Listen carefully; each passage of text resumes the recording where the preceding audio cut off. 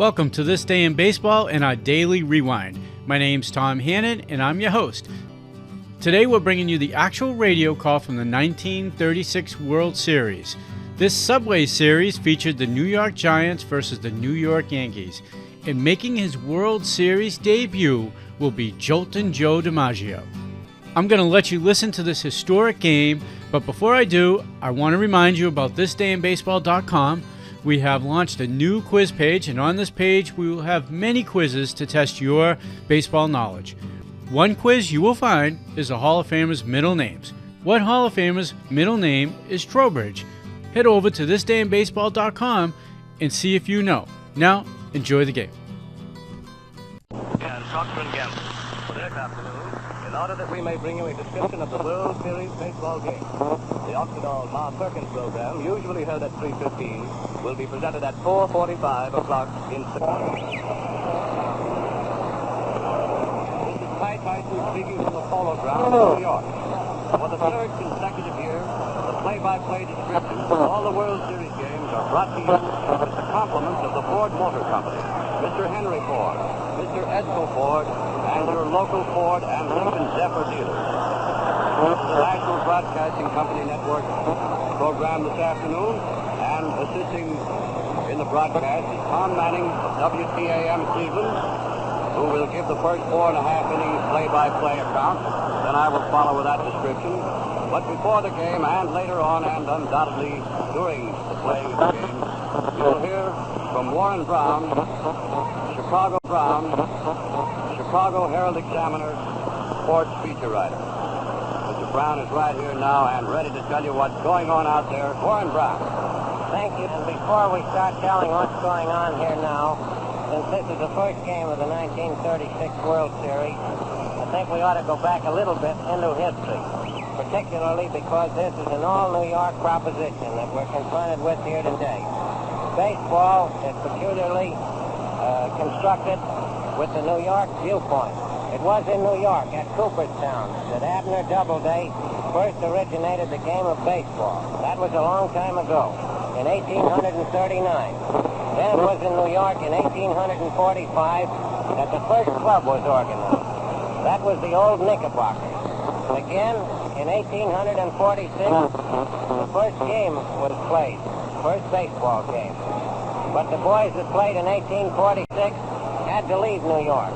They went over to Hoboken, where the Knickerbockers beat a team called New York 23-1 in 4 innings.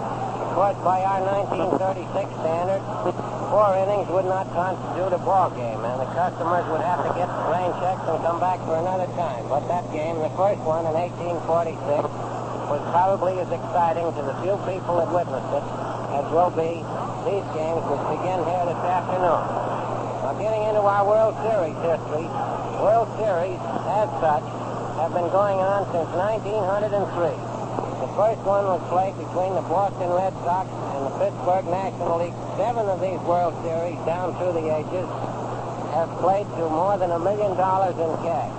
The first one, oddly enough, was the one whose anniversary we are celebrating today, a meeting between the Yanks and the Giants. It's just 13 years ago since the Yanks and Giants met in World Series play before. That series also witnessed the departure of the Yankees from the Polo Grounds for the first time. That was the year that the Yankee Stadium was opened, the stadium known as the place that Ruth built. And the Yanks and Giants alternated across the Harlem River as they are going to do in this series. The 1923 World Series was also the first one that was ever broadcast. The 1923 World Series was won by the New York Yankees, 4 games out of 6. And the consensus of experts seems to be that this series is going to go 4 games out of 6. I'm not giving that as my opinion. Of course, I'm merely reporting what I read in the paper. The Yankees, it seems to me, have been peculiarly mixed up with records in World Series. The winner's share of a series between the Yankees and the St. Louis Cardinals in 1926 was the largest for each man that has ever been taken out of a World Series play. Perhaps it would be well to mention the fact that the players participating in the World Series game share in proceeds of the first 4 games of a series. In 1926, the winning share of the St. Louis Cardinals, who beat the Yankees, was $6,100.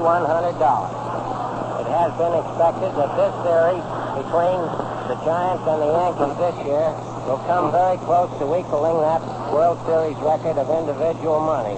The Polo Grounds is more or less built in the shape of a horseshoe that is almost closed at the end in center field. That means that the foul lines on either side of the field are not very long. The foul line in left field will run about 300 feet from the home plate, and the foul line in right field is even shorter than that, being approximately 290 feet from the home plate. Down through the years, baseball writers have made a great deal over pop-fly home runs in the Polo Grounds. And since the Yankees come into this series with more home run records than was ever seemed possible since Babe Ruth went away, people have been thinking that there will be a lot of home runs in here. Because of the way the Polo Grounds outfield in both right and left curve away after they pass the foul line, it has seemed to me over a period of years that the hits balance themselves up pretty well. And while there are a lot of the pop-fly home runs that drop into the stand close by the foul line, there are also a lot of long flies that hit the deep right and deep left that do not go for home runs here that would be circuit wallops almost in any other ballpark in the country. And we are broadcasting from a spot directly in back of the home plate. This World Series of 1936 has taken on a peculiar significance because of the amazing drive the Giants made during the closing stages of their own race to win. The Yankees, of course, overpowered the American League, and their lead was never in danger from the middle of the season. If then, they simply coasted in the victory. The Giants are out to break what is a unique record in World Series history. The last 3 World Series that have occupied the attention of the New York Yankees have found them winning in 4 straight games. In 1927, they defeated Pittsburgh 4 straight. In 1928, they defeated St. Louis 4 straight. And in 1932, they defeated Chicago 4 straight. Now they're playing the Giants. That means to say that the New York Yankees, including this, in their last 4 World Series ventures, will have played the 4 outstanding teams in the National League over the period of years. The contending teams in the National League have invariably been one of those 4. Now, Ty, I think I'll turn this back to you and let you warm up your vocal cords. Well, here we are for the lineup. Well, much distance to the Polo Grounds. The Giants are the home team, so we'll give you the visiting team first, the Yankees. Frank Rossetti, shortstop. Red Rolfe, third base. Joe DiMaggio, center field. Lou Gehrig, first base. Bill Dickey, catcher. Jake Powell, left field. Tony Lazzeri, second base. George Selkirk, right field. Charlie Ruffing, pitcher. The Giants just took the field. For the Giants, Joe Moore, left field. Dick Bartell, shortstop. Bill Terry, first base. Mel Ott, right field. Jim Ripple, center field. Gus Mancuso, catcher. Burgess Whitehead, second base. Travis Jackson, third base. And Carl Hubble, pitcher. National anthem, everybody up.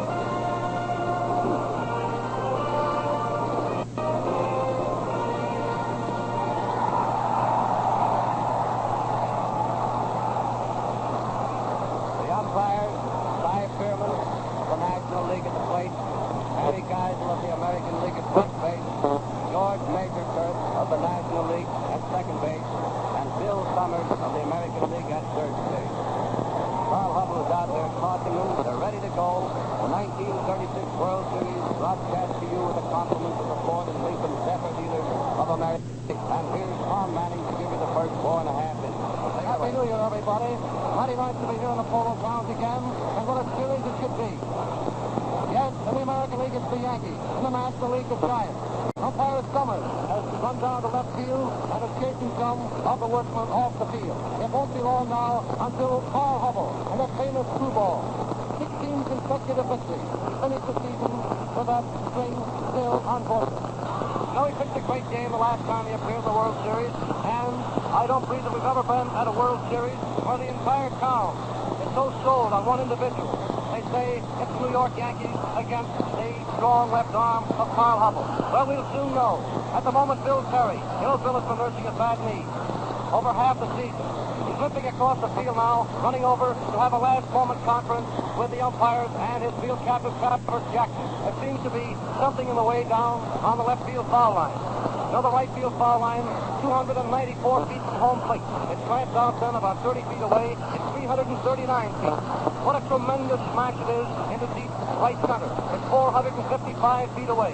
From home plate right to second base on out to center, it is 483 feet. Those same dimensions are prevalent in left field.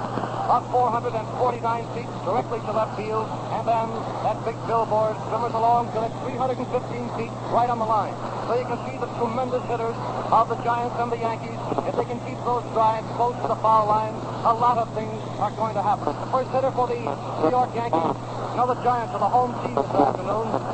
We're at the Polo Grounds. First two games here. The New York Yankees in their gray uniforms, trimmed in dark blue stockings, blue caps. They are the visiting team. Frank Cosetti will be the first hitter. By the way, he learned to play ball on a family ranch out in Los Gatos, California. He was born in San Francisco, October 4th, 1910. After a brilliant career with the Steels, he was bought for the New York club for $75,000. Umpire Cy Fearman behind the plate. Gus Mancuso holds his fist. He's holding it in the air. Just a gesture of encouragement to the New York Giants. The umpires of Paul play ball. Gus Mancuso squatting down, giving the first signal to Carl Hubble. And it'll only be a second now until the Classic of 1936 will be underway. Hubble starts to wind up. And here's the pitch.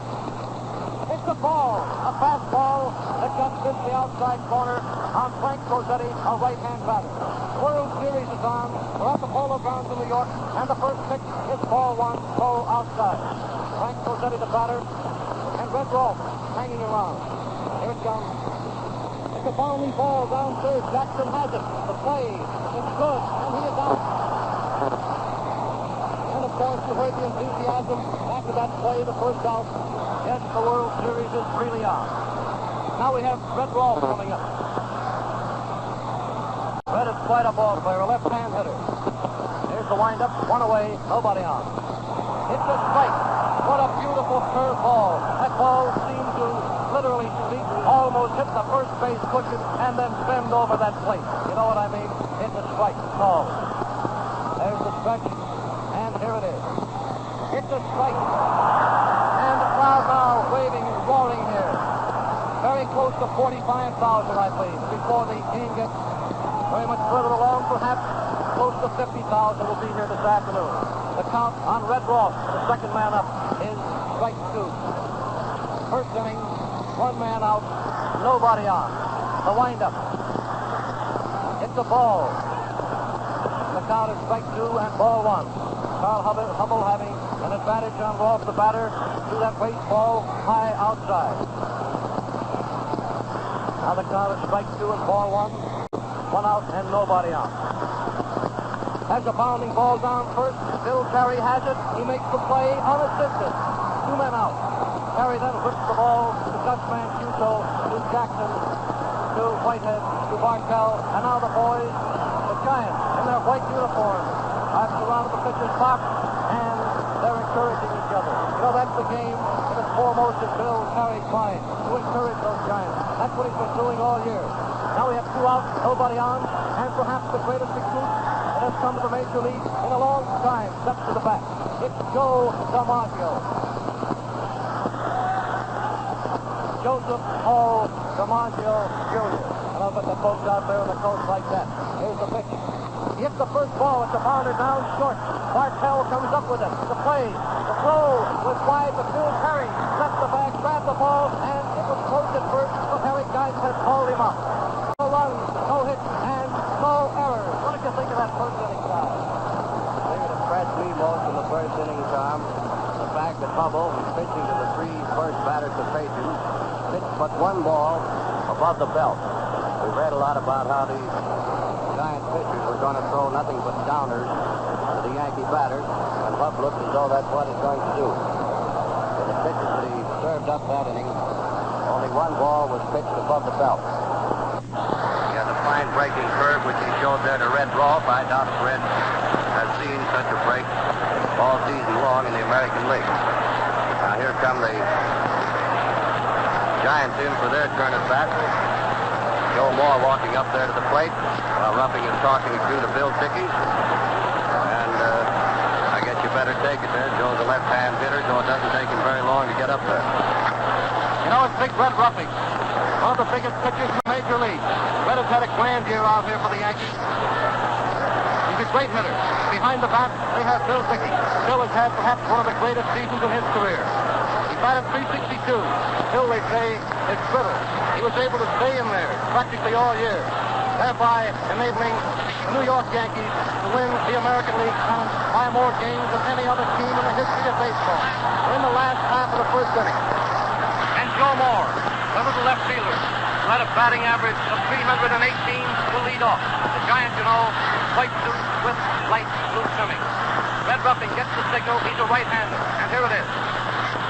It's a fly ball going on into left field.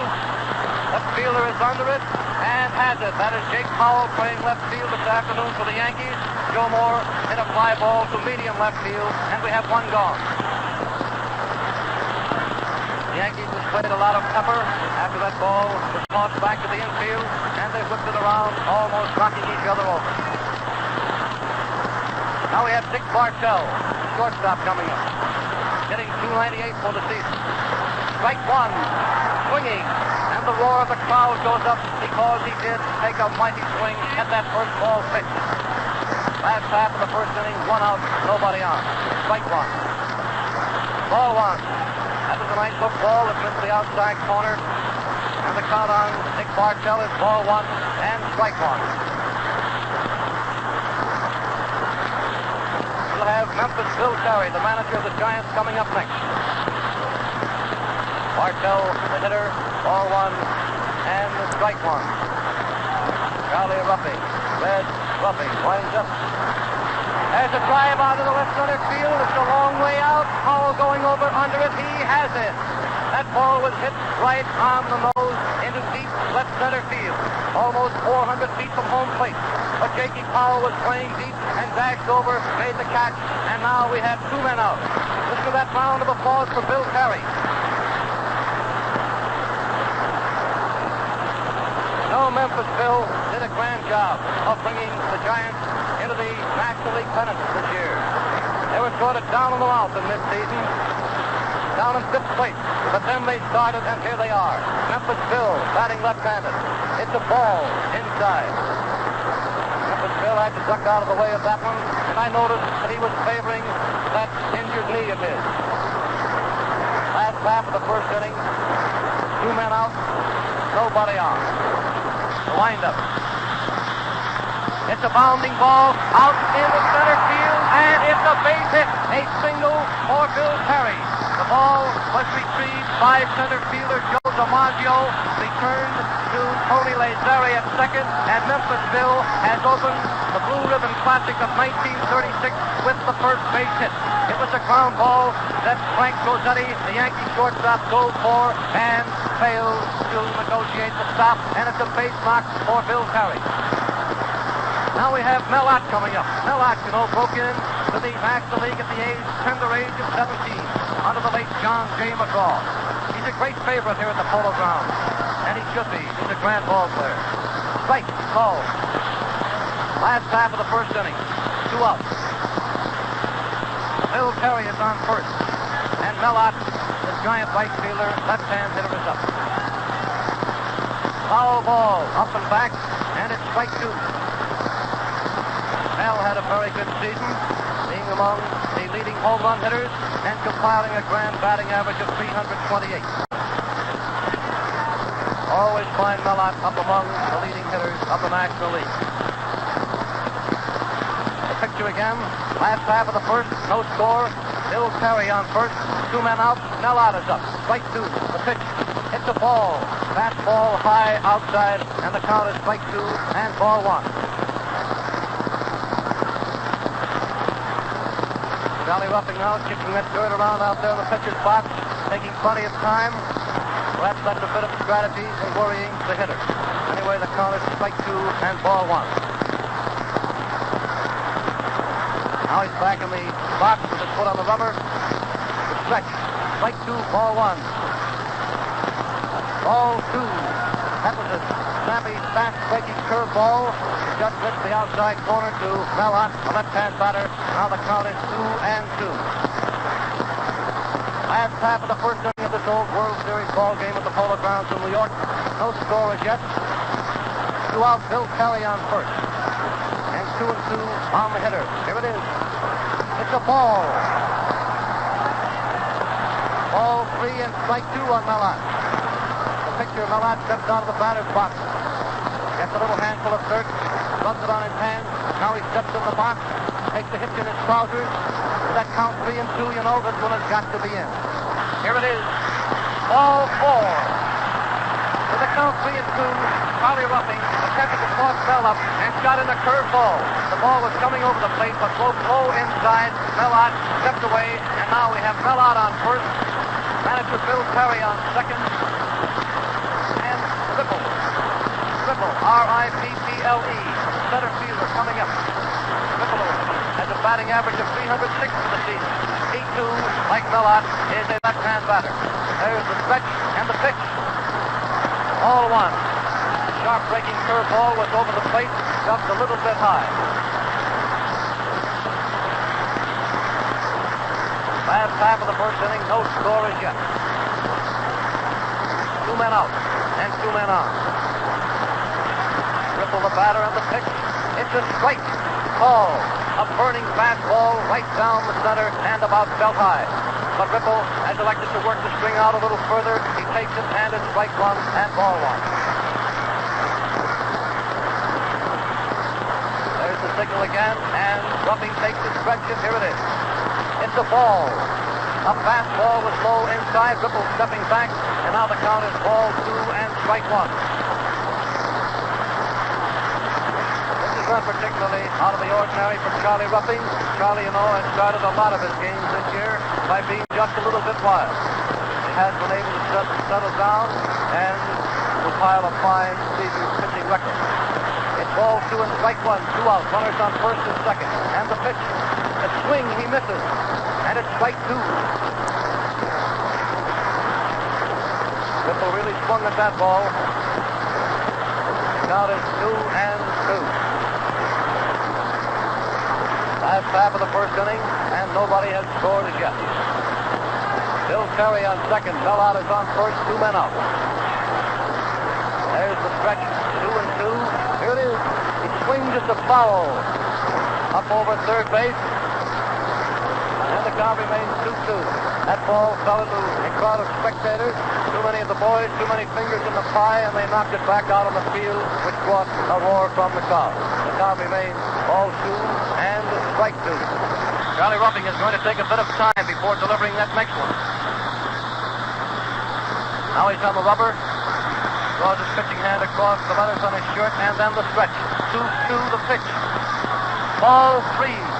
Ripple took almost a half swing at that ball, changed his mind as it broke wide of the plate to a left-hand hitter. There's a full count of 3-2, and Mellott and Bill Terry, of course, will be off with the pitcher's motion. George Selkirk is playing just a little bit deeper for Ripple than usual, the left-hand hitter. Here it is. There it is. It's a high fly ball in back of third base. Frank Gozzetti under it. He has it. And that is all for the Giants. No runs, 1 hit. Come inside. The first inning reflected the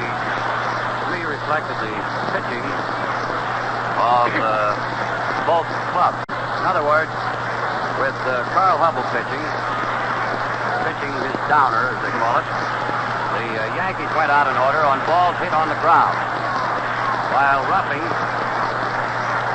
had the Giants popping him in the air.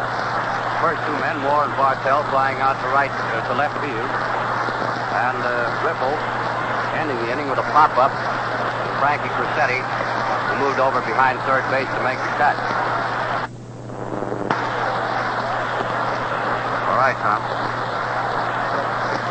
No scores yet, and the mighty Larrabee Lou Gehrig of Columbia. Lou, you know, is a great favorite here in New York. He should be. He's played grand baseball for them. He has that great average of consecutive games, and in his younger days, Lou, of course, was a great star, a great football player and baseball player over at Columbia. So it's Larrabee Columbia Lou coming up to the plate for the first time. As you can take it from me, there's a bit of excitement in the hearts of these rooters at the Polo Grounds. It's Carl Hubble against the great Lou Gehrig, the mighty left-hand hitter. He's taking no chances, and here's the first pitch. As a bounding ball down second base way, but Terry goes over, takes it, tosses to Hubble. A brilliant play by both Bill Terry and Carl Hubble. Terry was playing a deep first base for Lou Gehrig. As that ball was hit between first and second, Terry elected to go over and field the ball, and Hubble was alert, dashed over, took the peg, and Gehrig retired at first base, Terry to Hubble. 1 out. And now another mighty hitter, who can boast of a batting average of 362 for the past season. It is Bill Dickey, one of the tallest catchers of all time. And what a grand season Bill Dickey has had in the American League this year. Hubble winds up. Has a bounding ball through the box. Whitehead comes over fast, takes it, the throw, he's out. That was a slow, high bounding ball that Burgess Whitehead ambled in for and took felt high and then snapped it over to Bill Terry at first, and Gehrig and Dickey have been retired. 2 outs, nobody on. And Jakey Powell coming up. Powell, you know, came over from Washington in that trade to accept the speedy Ben Chaplin to the Senators. Jake Powell, a right-hand batter. 2 outs, nobody on. Ball 1. Sharp breaking curveball just a little bit outside. Powell, you know, when he broke into the American League, he was very, very fast on his feet and still is. I don't see him, however, as fast as Chaplin. Ball 1. Ball 2. Carl Hubble used that old screwball, as he called it that time. Came up to the plate almost as big as a watermelon, but it was outside, and it's ball 2. Half of the second inning and no score as yet. Yankees bat, nobody on, and we have 2 men out. Carl Hubble again winds up. It's a strike. That one split the plate right in half. But with the count 2-1, Powell decided to work out the string. A slight drizzle beginning to fall here at the Polo Grounds at the moment. I don't believe, however, that it's going to interfere with the game immediately. It's a ball. Nice sharp breaking curveball that was low inside. Powell takes it, and now the count is ball 3 and strike 1.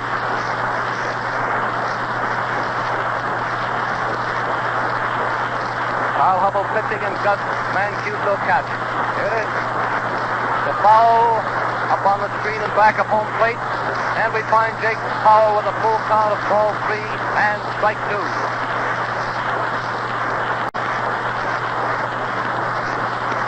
And strike 2. You notice that Hubble is working just a little bit slower than is Charlie Ruffing. He sends over, and now the windup with a count 3-2. A foul back, and the count remains. Ball 3 and strike 2. From our lofty perch here in the press box, we look out over center field, directly through center field, and we see the home of the Yankees. That's where the 3rd, 4th, and 5th game, if necessary, will be played. Right smack through center field. Ready to go again. First half of the second inning. The American League Yankees are at bat. 2 outs, nobody on. Jake Powell at bat with a full count of 3 and 2. And here it is. There's a line drive at the base knock into left center field. Ball is retrieved out there by Ripple. Return to the infield where it is taken by Bartell. And Jake Powell gets the first Yankee hit of the first game of this 1936 Blue Ribbon Classic at the Polo Grounds in New York. A A line smash that went into left center field and was fielded very cleanly by center fielder Ripple and returned to the infield.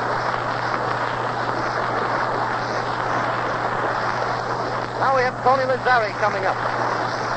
Tony Lazzari, the Yankees second baseman and a right-hand batter. Center fielder and right fielder have moved back just a little bit. As a play at first base. Just a gesture on the part of Hubble, because Powell was not very far off. Here it is. It's a strike. Nice curveball right over the heart of the plate. Cy Fairman called it, and the count ends 1-0 on Lazzari. Strike one. First half of the second inning, no score as yet. There's the stretch of Hubble. The pitch. Outside. I saw Bartell start over to second. That apparently was a pitch out on the part of the Giants. Now the count is ball one and strike one. That pitch out, you know, for those not so familiar with baseball, a signal for the catcher. He thought that perhaps Powell was going down and called for a wide ball. So there'd be no obstruction in his way for the play at second. 1-1, another play at first base. Powell gets back very fast, no chance at all of getting him. Lazzari is up. Ball one, strike one. Ball two. That was a curveball. It was over the plate, but just a little bit low. And the count now is ball two and strike one. Ball two and strike one on Tony Lazzari, a right-hand batter. Hubble takes the stretch again. 2 outs. Powell on first. It's a foul strike. Count on Tony Lazzari is ball two and strike two.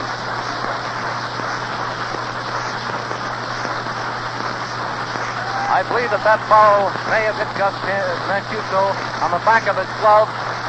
Not making any to do about it, but he did take his catching mitt off and rub the hand for a moment. He is not hurt. We're ready to go. It's ball two and strike two. Jake Powell on first with 2 outs. Here it is. Ball three. That downer pitch of his, because he caused the first two men, Gehrig and Bill Dickey, to ground out, as the first three in the first inning did. And Dickey Powell got a hold of one that was pitched about waist high, put his single into left center field. Tony Lazzari, up there with 3 and 2, looked at a very sharp breaking curve about knee-high over the inside corner for the called third strike. Each team has made 1 hit so far. The Giants have placed 2 runners on base. They've had 2 left on bases. And the Yankees won. We go into the last half of the second inning.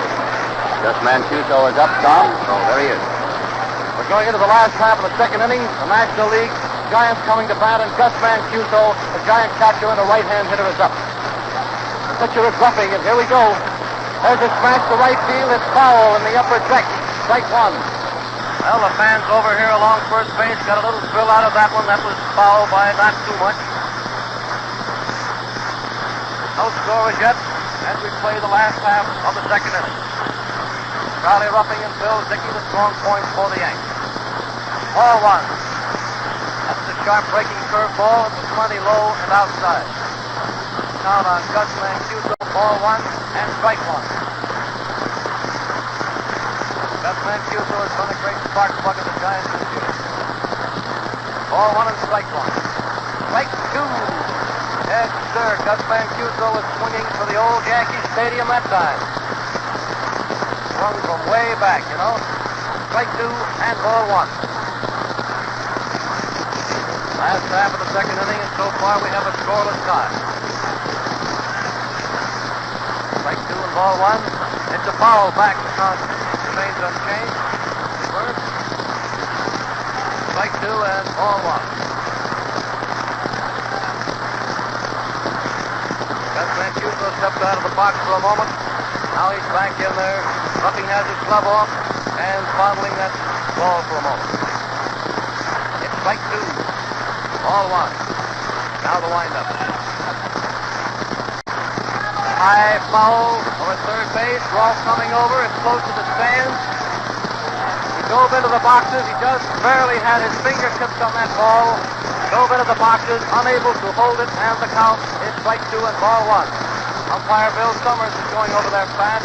On the way over, Rolfe lost his cap. The fans, too, were very courteous over there. They stepped aside and allowed Rolfe to try for the catch. Rolfe was just slightly bumped on that attempt. Frank Rossetti in short runs over, talked to him for a moment, but he is not unhurt, just jarred a little bit, and we're ready to go. Rain is coming down just a little bit harder. Not really a rain, just a drizzle. It's not very warm here at the Polo Grounds in New York this afternoon. That didn't stop the crowd from this Blue Ribbon Classic. Strike 2, ball 1. It's a foul back. That ball hit Bill Dickey on the right hand, and he's shaking his hand.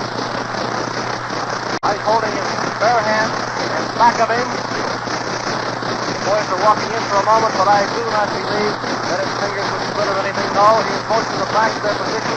However, dropping the pitcher and Red Ball continue their strike to the home plate. Now they're returning to their position. Bill Dickey is still shaking that hand. That tip foul just tapped him a little bit on the throwing hand. Boy, that'd be a tough break to the cause of the American Leaguers. Strike 2 and ball 1. Ruffin is pitching, Mancuso batting, and we're ready again. It's a called strike. Mancuso didn't like that for a moment, but it's a called strike. You know, there's something about an umpire decision. A fellow once said, you may be down, but you're never out. But when the umpire says you're out, there's no argument. One gone and nobody on. Now we have Burgess Whitehead coming up.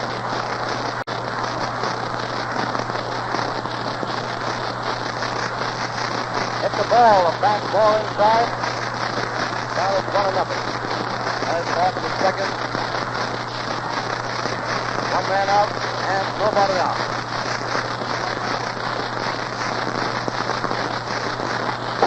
Foul back.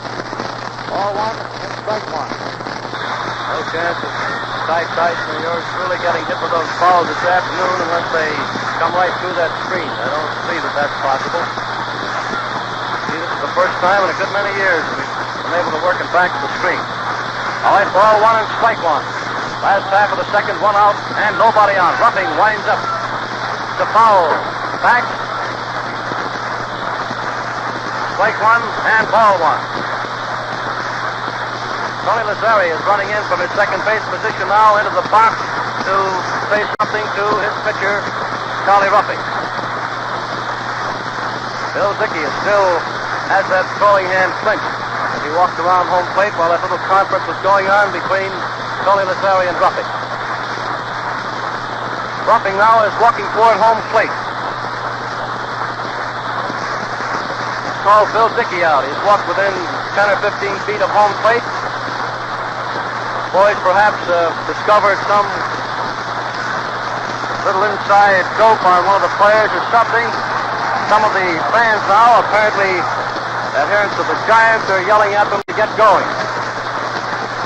Last half of the second, you know, no score as yet. One man out. Burgess Whitehead, the second baseman, is up and it's strike 2 and ball 1. Here we go again. It's a bounding ball down short, a big hop. Rossetti has it. The throw to Gehrig, and he's out. All of these grounders this afternoon have taken very beautiful hops. The boys have not had to trap them. Most of them about belt high. Travis Jackson, the captain of the Giants, is coming to bat. Travis Jackson has long been a favorite here in Harlem. And this afternoon, the fans acknowledge it by giving him a nice round of applause as he comes to the plate for the first time. 2 outs, nobody on the pitch. Strike. What a beautiful curveball Ruffing shot him that time. That is easily the prettiest curveball that he has caught this afternoon. It had plenty of smoke on it and very sharp. Strike 1. Ball 1. That was a curveball too, but it broke low and outside, and the count is ball 1 and strike 1. Last half of the second, 2 outs, and nobody on. Travis Jackson. Jackson's a right-hand batter. Strike. He swings hard and misses. And the count is strike 2 and ball 1. Travis Jackson is a long left field hitter, and for that reason, Powell is playing just a bit deeper than usual. The wind-up, strike 2, ball 1. Strike 3, call. That was a nice curveball that caught the outside corner of the plate for a called strike, and that's all for the Giants in the second inning. No runs, no hits, and no errors. Tomorrow will be October 1st, the opening of the Ford dealers' nationwide used car clearance sale. More than 150,000 good used cars and trucks will be sold by Ford dealers during October at bargain prices.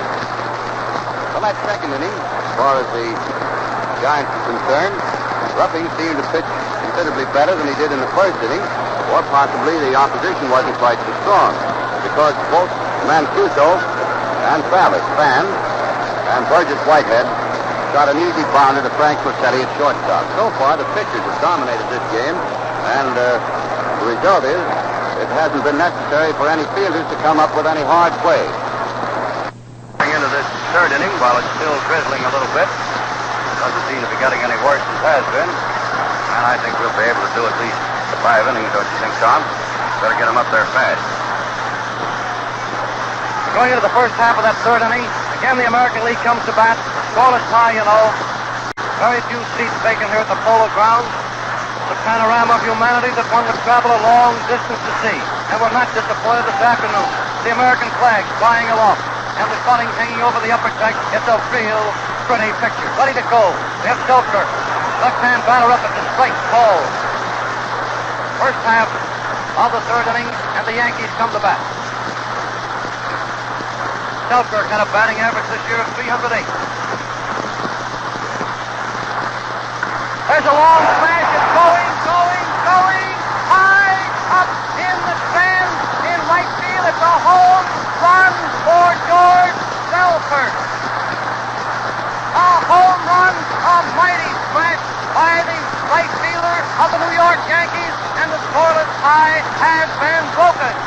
Boy, what a smash. He has been at home plate by Cosetti and Ruffing. They're waving their bats. They give him a pat on the back, and Bill Perry has walked to the pitcher's box. Boy, oh boy, what a smash.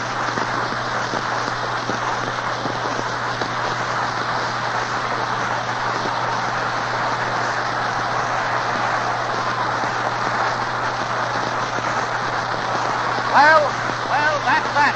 You know by the roar of the crowd that the Yankees have a lot of rooters, but anybody would yell over that one. Johnny Ruffing is up. He swings hard, pops the ball. Hubble picks it up. It's close. He is out. Johnny Ruffing swung hard at the first ball pitch. He popped it, and Hubble didn't make up his mind for a moment to pick that one up. He did not hesitate too long. Picked it up just in time to shoot it to Perry at first for the out. One gone. Frank Cosetti coming up for the second time. Frank Cosetti is a right-hand batter. First half of the third inning, the American Leaguers won, National League nothing. One out, nobody on, and Frank Cosetti, the Yank shortstop, and the right-hand batter at the plate, and Carl Hubble winds up. He hits the first ball. It's a very high fly ball in back of second with Whitehead backing up, waving the others away. He makes the catch. Now we have 2 men out. Boy, that baby Selkirk really stepped into that ball, shot up there by Hubble, and he did not park it in the lower stand, but he parked it in the upper deck. And if you think that is a real Mackey shot, come on out to the Polo Grounds and try it. Boy, oh boy, what a clout. 2 men out. Nobody on. Red Rome, third baseman, left-hand hitter is up. Well, the boys here in the box tell me that that's only the 8th home run that has been hit off the 15th Carl Hubble this year. 2 men out, nobody on. Off the batter, left-hander. Here's the pitch. That's a bounding ball between first and second. It's a base hit. The ball is received by Calvin Ott. Ott returns the ball to Martell at second, and Galt stops at first base.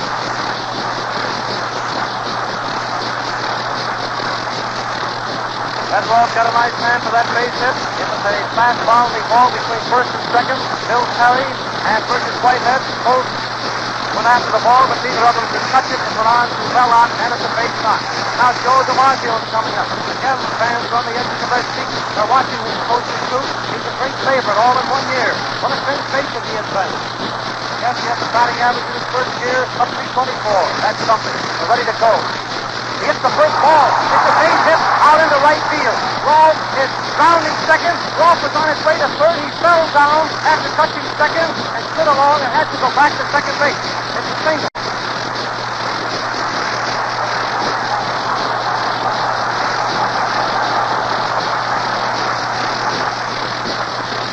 Getting just a little bit slippery out there. And Red Rolf is rounding second base. His feet slipped out from under him. Fell down, rolled along, and just barely got up on his feet in time to get back to second. Back up.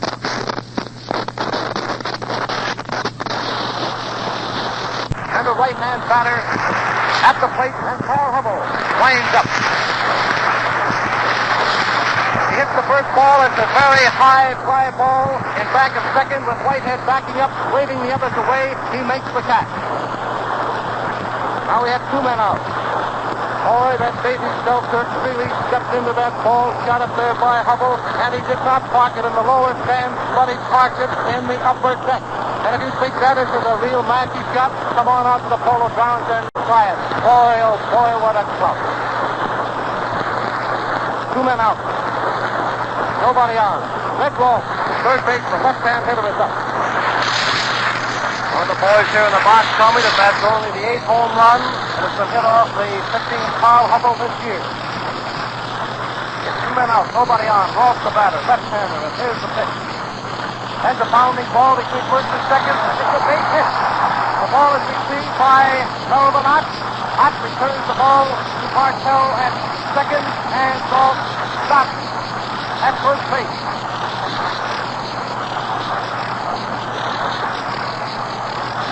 Red Rolf got a nice hand for that base hit. It was a fast bounding ball between first and second. Bill Terry and Burgess Whitehead both went after the ball, but neither of them could touch it. It went on to Belloc, and it's a base knock.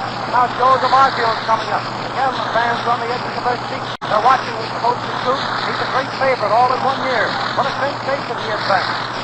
Yes, he has the batting average in his first year of 324. That's something. We're ready to go. He hits the first ball. It's a base hit out into right field. Rolf is rounding second. Rolf was on his way to third. He fell down after touching second and slid along and had to go back to second base. It's a single.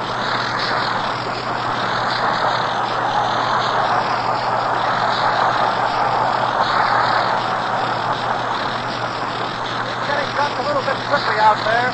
And Red Rolf is rounding second base. His feet slipped out from under him.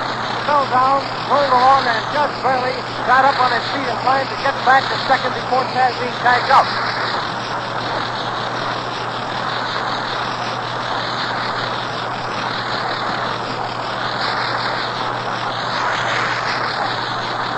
Now we have the mighty Lou Gehrig of the Yankees coming up, and the fans are all yelling. This crowd seems about evenly divided. The Giants and Jets, you know, haven't given the folks much chance to yell for them. That home run of the Yankees has seemed to break their rooters up, and now they're rooting for Gehrig to get one. Here's the first pitch. It's a strike. A beautiful curveball was coming at Gehrig and then broke over the plate, and it's a strike. First time up, and also that first pitch to Gehrig is going to throw sweeping curveball. 2 outs to know. Rolf is on second. Joe DiMaggio on first. DiMaggio has a big lead. Ball 1. That was a burning fastball right at the head of Gehrig. Gehrig just nodded a bit and stepped out of the way, and it is strike 1 and ball 1. Yes, it is still glistening. That field is becoming a little bit slippery out there. Ball 1, strike 1. Gehrig is back. The fans on the edge of their seats, but runners on first and second and 2 outs. There's the stretch. Ball 1 and strike 1. The pitch. It's a strike. A strike ball. Strike 2 and ball 1. Again, Carl Hubble keeps that sweeping curveball. That one, I believe, was just a little bit faster than the other two. Now we'll see whether or not Carl Hubble attempts to pull the string on Gehrig.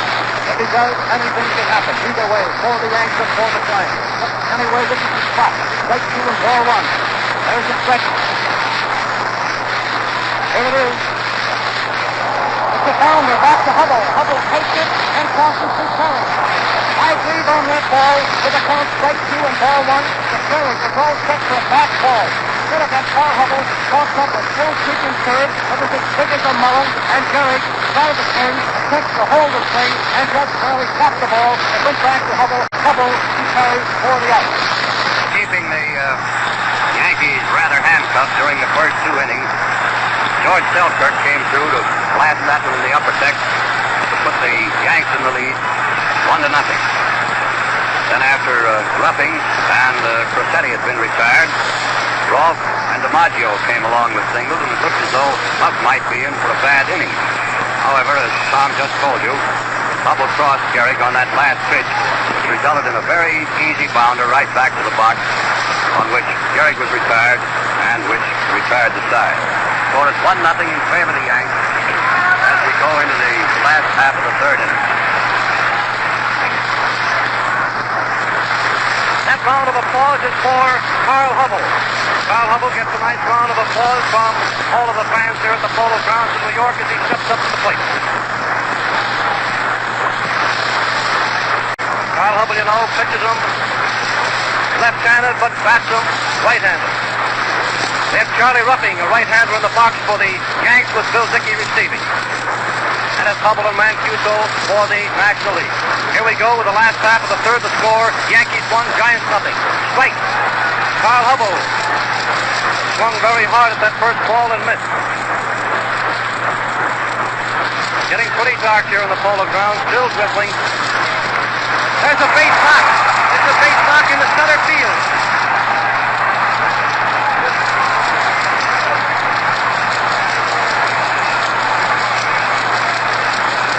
Radio friends, I'm stopping after each of those blows so that you too might get the thrill of hearing this enormous crowd here. After calling the play for you, we will stop and let our engineers allow you to hear the applause and the thunderous applause, as it were, here in this first exciting game of the World Series. Carl Hubble with 1 strike, took a ball that was just a little bit above the knees and poked it on a line in the center field. There it was retrieved by DiMaggio and returned to the infield where it was taken by Crosetti. Now we're ready to go, and again we have Joe Moore. Joe Moore, you know, bats him left hand. Carl Hubble has his overcoat on, as it were, all buttoned up very snug. Charlie Ruffing makes a stretch. It's a strike. Called.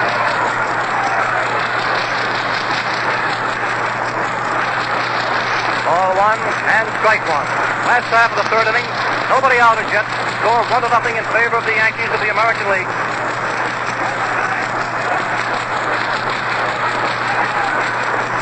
Strike. He swings hard and misses.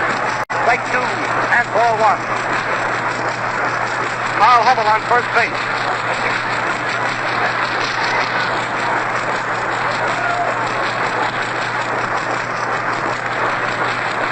Joe Moore, you know, the left-hand batter of the Giants. Joe's playing left field and playing lots of left field this year. There's the stretch. Hits the ball outside, and the count is now ball 2 and the strike 2. Well, the fans who have the field boxes at the moment are just getting a very nice cookie. That drizzle has increased a little bit at the moment. There's been no gestures or suggestions on the part of the officials to call the game as yet, however. Strike 2 and ball 2. It's a foul back. Joe Moore, the left fielder of the Giants, the batter. Ball 2 and strike 2 is the count on Joe Moore. Umpire has tossed out a new ball. Charlie Ruffing is having just a bit of difficulty in keeping his pitching hand dry out there in the drizzle. There's the stretch again. Hubble is on first, you know, with nobody out, and it's 2-2. He swings hard, and that ball that went up with the tip ball, and Bill Dickey hung on it for a moment, but then dropped it, and the count remains ball 2 and strike 2.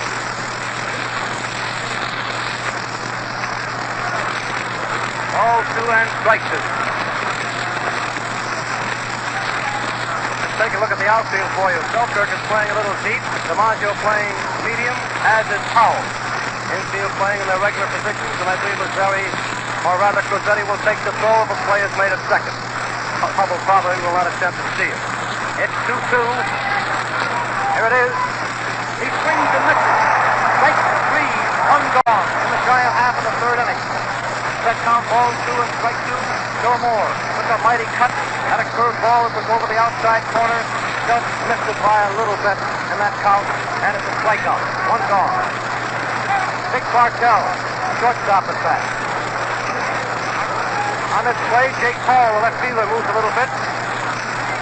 He hits the first ball. It's a big hit just inside the right field line. Hubble is rounding second, going to third. The ball is retrieved by Selkirk. Returned to Lazeri, and Bartell stops at first. You know, that was a rather funny base hit. Dick Bartell is laughing down there at first. He attempts to hold that swing a little bit and just pokes the ball out into right field over Garrick's head inside the line. That was mighty fast fielding on the part of Selkirk. Well, we've got a ball game on again now with that score 1-0 in favor of the Yankees. We're in the last half of that third inning. One man out, runners on first and third, and Memphis Bill Perry. Well, you know, at the first hit of the afternoon, he opened the base hit. He's a left-hand hitter. Ruffing gets his signal and the stretch. Bartell on first, Hubble on third. The pitch. Ball 1. A fastball. It broke wide of the plate, and the count on Bill Terry 1-0. Terry has asked umpire Curran to inspect the ball. He does, and without any inspection or any argument, he tosses out a new one. Last half of the third inning. 1-0 in favor of the Yankees. The Giants have runners on first and third. Bartell first, Hubble third, and one man out. Terry at bat, and it's ball 1. Here it is. Swings, he misses. It's a strike. Ball 1, strike 1. Manager Bill took a healthy cut at that baby.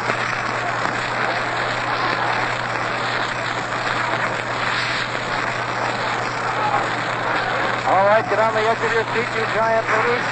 Here it comes. Ball 1, strike 1. It's a foul ball. Not very far away with Wolf and Dickey going back. Dickey is under it. He has it.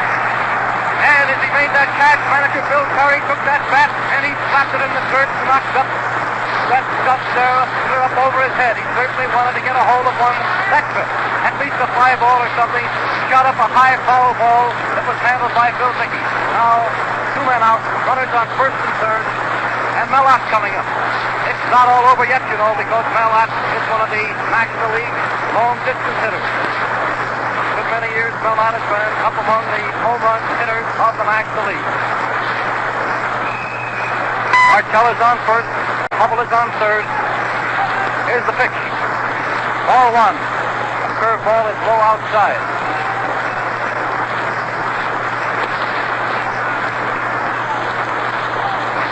Bartell is looking around to see whether or not to play it safe. Here's the pitch. Ball 2. That one was just a little bit low for Mellott, the left-hand batter, and the count is ball 2. The score, you know, New York Yankees, the American League 1. The Giants of the National League, nothing. We've reached the last half of the third inning with 2 men out, runners on first and third. Mellott is at bat, and it's 2-0. Will he or won't he? Here it is. Nope. It's outside. Ball 3. I thought that was a very smartly fixed ball by Charlie Ruffing with that count 2-0 and runners on first and third.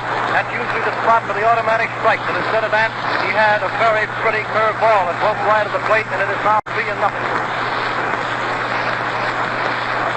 Ball 4. That was high inside, and we have the bases loaded. Mellott is on first. Dick Bartell is on second. Carl Hubble is on third.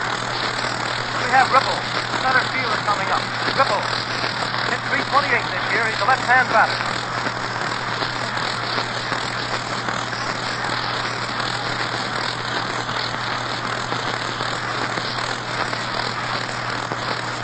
There you'll have it, the bags loaded. Charlie Ruffing pitching, Bill Dickey catching. Ripple is up, 2 men out, and the Giants 1 run behind. Here's a long wind-up and the pitch.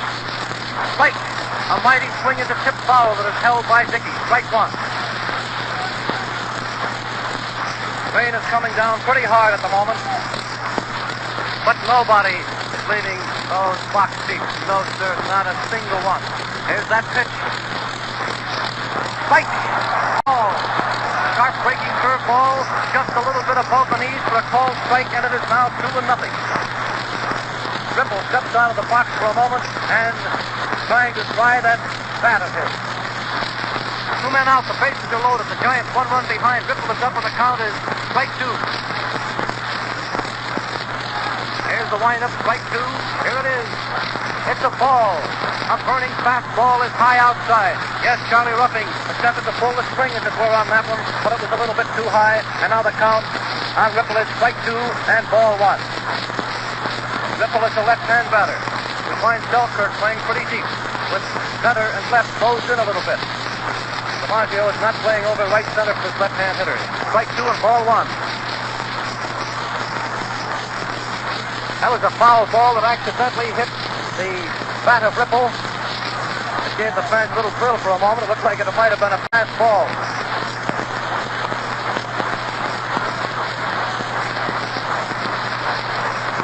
Ripple is up there. You know, the bases are loaded. Charlie Ruffing again has his glove off. Now he has trying to get that pitching hand of his dried out. Boy, that rain is coming down. It's 2-2. Here's the pitch. Ball 3.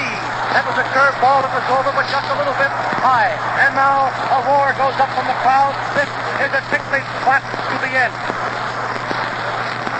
Yes, sir. Yes, it's a sick parallel spot if there ever was one. Strike 3. Strike 3 with the bases loaded, and the count 2-2. Ruffing came in with a hook ball that was low inside, and he swings and misses, and it's a strikeout with the bag loaded. At the end of 3 innings, the New York Yankees won, New York Giants nothing. Tie. Charlie Ruffing got himself in a hole that time and then picked himself out. Carl Hubbell first up, got a wicket single right past Ruffing here in the center field. Then Red bore down a little bit, struck out Joe Moore. Dick Bartell, and dodging a high inside pitch, the ball hit his bat and shot over Gary Kett for a single into right field, on which Hubbell went all the way to third. Gary fouled out to Bill Dickey. Hot walk filling the bases. Ruffing pitching very carefully to him. Didn't give him a good ball.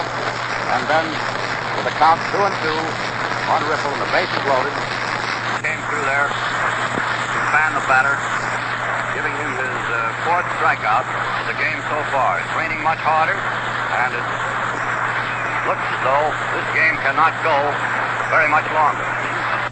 All right, we start the 4th inning, Tom. Take it away. 4th inning, and Bill Dickey is coming up. Here's a bit of humor for you as we gaze out into center field. With folks in the bleachers out there have newspapers over their heads. As the rain continues down like it is for the moment, it'll be just too bad for their clothes and everything else. They all have newspapers now spread over their heads, trying to keep their shoulders and their necks from the rain. But they're not going to have much luck if it keeps coming down as fast as it is at the moment. The umpires have made no particular gesture as yet to either delay the game or to call it. None whatever so far as we go to the first half of the 4th inning with the American League out in front by the score of 1-0. The result of a mighty home run by George Selkirk in the 3rd inning. Now we have Bill Dickey, the Yank catcher, left-hand hitter up. Ball 1. Another sweeping curveball. Each time that Gehrig or Dickey has come to bat this afternoon, Carl Hubbell seems to be throwing a sweeping curveball. Not particularly a sharp breaking curve and not particularly fast. It just seems like a sweeping curve. Here it is. Ball 2. Same kind of a pitch as I just explained to you, a sweeping curveball that missed the outside corner, and the count on Bill Dickey is ball 2. He leads off for the Yanks in the 4th inning. Hubbell again winds up. Strike. And that curveball right over the heart of the plate. Bill Dickey elected to work the string out with Hubbell, and it is now ball 2 and strike 1. There's the windup. It's a strike. Called. Carl Hubbell seemed to burn that one in, and the count is ball 2 and strike 2. That sort of surprised Bill Dickey a little bit because he wasn't looking for it and he stepped away in spite of the fact it was over the heart of the plate. Ball 2 and strike 2. Strike 3. Strike 3, a nice curveball that completely fooled Bill Dickey. Bill is walking away without an utterance to the umpire, perfectly satisfied, and it is one man out in the first half of the fourth and nobody on. We have Jake Paul, right-hand batter, the Yankee left fielder coming up. Carl Hubble pitching and Gus Mancuso on the receiving end. Wind up and we're off. First half of the fourth. Ball 1. That was a curveball over the plate, but just a little bit too high, and the count on Paul is 1-0. Oh, even the ladies are sitting in their box seats, refusing to move. They're going to take the train and light. He swings and misses. Ball 1 and strike 1. Well, you know, you can't blame them for that. They've been waiting for this old Yankee Giant World Series here in the Polo Grounds, and that happened for a long time. Today they're getting it, and they're good sports. They're taking it. Ball 1 and strike 1. 1 out, nobody on. Ball 2. Jake Paul threw the first and third baseman in that time by sticking his bat out and just the bunt, then pulled it away. It was the ball inside, and the count is 2-1. Score, Yankees 1, Giants nothing, first half of the fourth inning. Paul batting. Ball 2, strike 1. It's a foul. That ball hits Gus Mancuso on the leg, and it hurts a little bit. Yes, it does. You know, in the National League, the umpire hands the ball to the catcher, while in the American League, the umpires toss the ball out to the pitcher.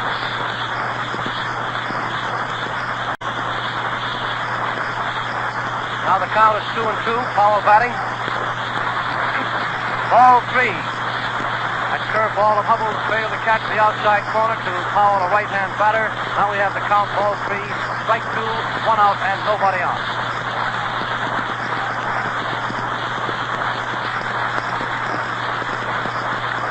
There's a line drive that Jackson reached for, didn't get it. It's a base hit. Powell is rounding first. There's the play at second. It's going to be close. He slides. He's safe. A double. Jakey Powell wrapped that line drive over the head of third baseman Jackson. Jackson leaped in the air for it. Failed to negotiate the catch by inches. And the ball went on out and turned off the wall 315 feet away, where it was picked up out there by Joe Moore. Moore cut loose with a fine throw, but Powell beat it only by an eyelash, and it's a two-base hit for Powell. Manager Bill Terry has walked over to the box. Gus Mancuso, the catcher, has left his position behind the bat, and they are now out there on the mound talking to Carl Hubble.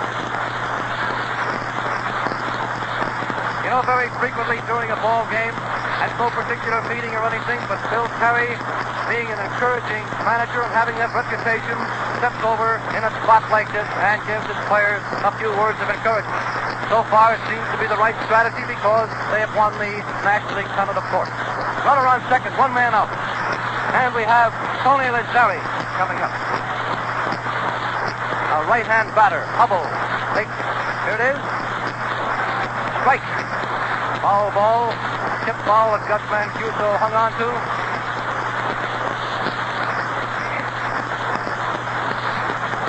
One man out, Jake Powell is on second, and the count is strike 1.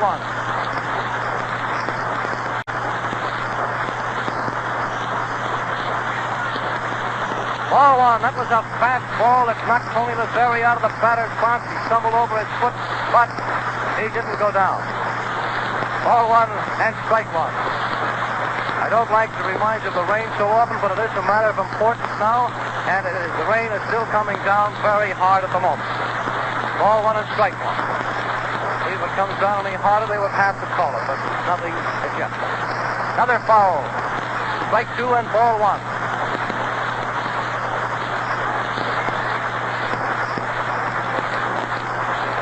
Catcher Mancuso ripped his mask and cap off, and that tip foul. Now he has it adjusted, and he's back in there ready to go. First half of the fourth inning, you know. One man out, Jake Powell on second. Tony Lazzari is up, strike 2 and ball 1.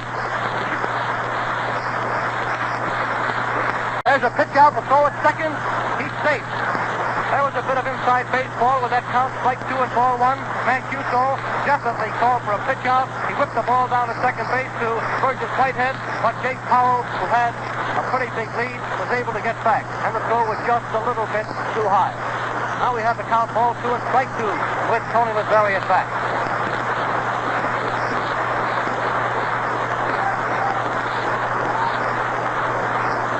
Here it is. Ball outside. Lazzeri took almost a half swing at that ball as it broke away, and he was able to hold it to the satisfaction of the umpire-in-chief, and it's a ball, and the count is 3 and 2. We're going to tip our microphone over just a little bit and get it out of the range, so if you hear a click, that will be it. Ball 4, Tony Lazzeri walks. That count 3 and 2. Apparently, that slippery ball got away from Hubble because it was at least 2 yards on the outside of the plate.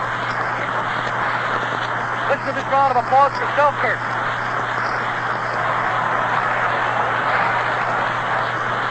It was Selkirk, you know, who exploded that mighty home run in the upper deck in right field, put the Yanks out in front in the 3rd inning.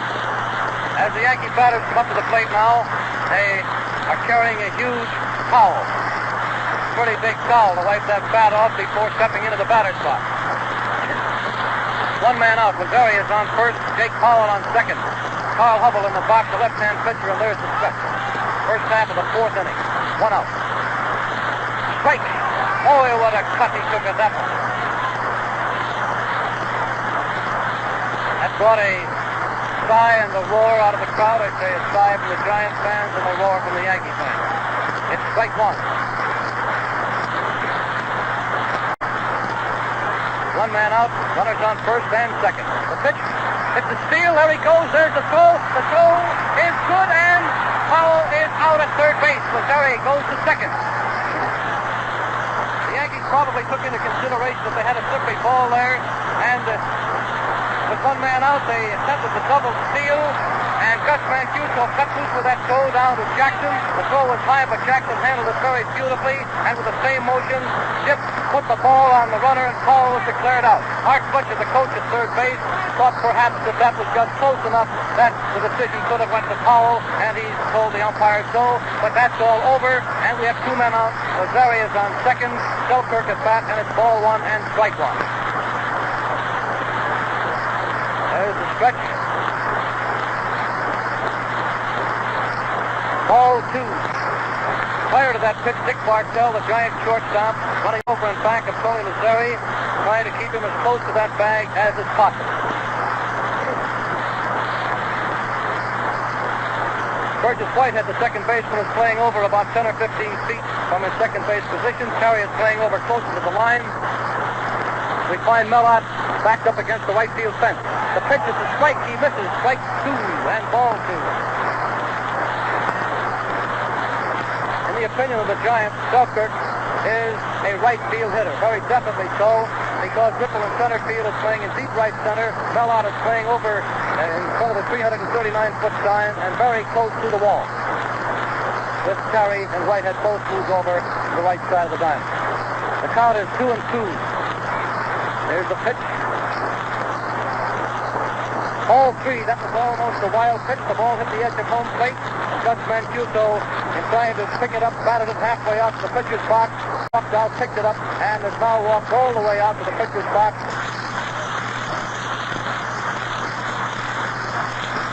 Day like this, you know, we almost feel inclined to say first down and 10 to go, or something like that. 2 men out. Tony Lazzeri is on second. The first half of the 4th inning. The score, Yankees 1, Giants nothing. The umpires delayed the game for a moment, and the Giant mascot has walked out with a fresh bag of rosin. He dries his hand and then throws it back to the mascot. I wonder if they're going to go through with that procedure between each pitch. If we do, we'll be here to say Merry Christmas time. All right, it's 3 and 2. There's a bit of inside baseball that we overlooked. It's 3 and 2, and rather than to leave that rosin bag out there and get all wet, he just walked out and gave him enough for this one pitch. The count 3 and 2, 2 men out, the runner on second. Here it is. Strike 3! Selkirk, as you all know by this time, responsible for the only run scored so far with his home run in the 3rd inning. And leaving Lazzeri on second to retire the Yankees in their turn in the 4th. Take it away, Tom. Right at the moment, I see one of the groundskeepers taking care of home plate. The time we haven't let the boys around the country say good afternoon to us for quite a while. So if it's all right with you, we'll pause right now for station identification. This is WMAQ, the Chicago Daily News Station.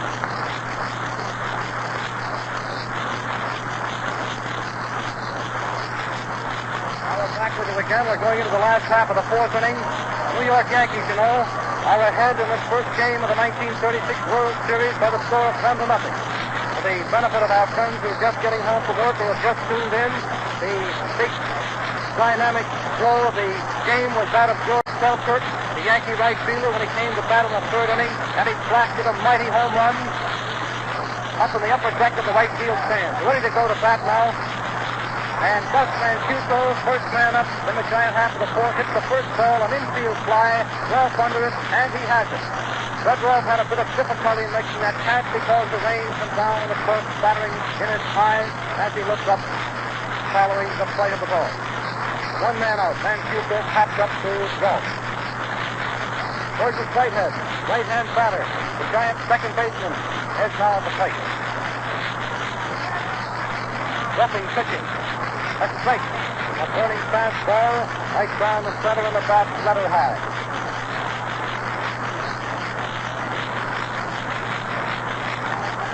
Last half of the fourth, one out, nobody on. A barrel back. That was another well-pitched ball. Barrel roughing got a nice job breaking curve, trying to keep the ball high on Burgess Whitehead.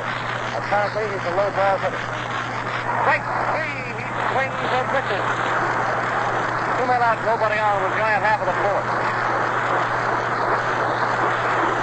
Still wet down on their home plate now, but Cy Sherman is launching out a new ball. Hildicky dropped it. They immediately threw it out of the game and gave another. There's a ball that doesn't take any abuse and doesn't see very much of the whole case. 2 out.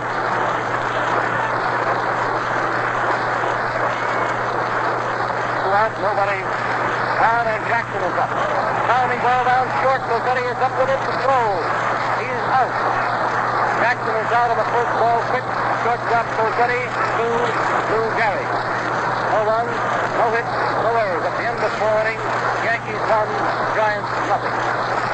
On long drives or sluts, you're comfortable and safe in a Ford V8. The exclusive Ford center poise principle cradles you between the wheels, giving backseat riders a front seat ride. Luxurious interior appointments and rich attractive upholstery add to the pleasure of riding in a Ford V8.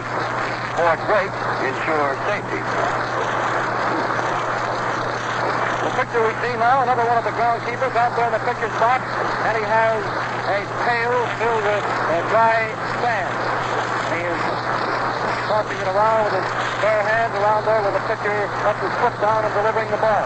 Getting just a little bit slippery out there, perhaps the roughing and Hubble are both complaining a little bit about it being slippery, so they're doing everything possible to keep this game going. 2 men out, nobody on, first half of the 5th inning.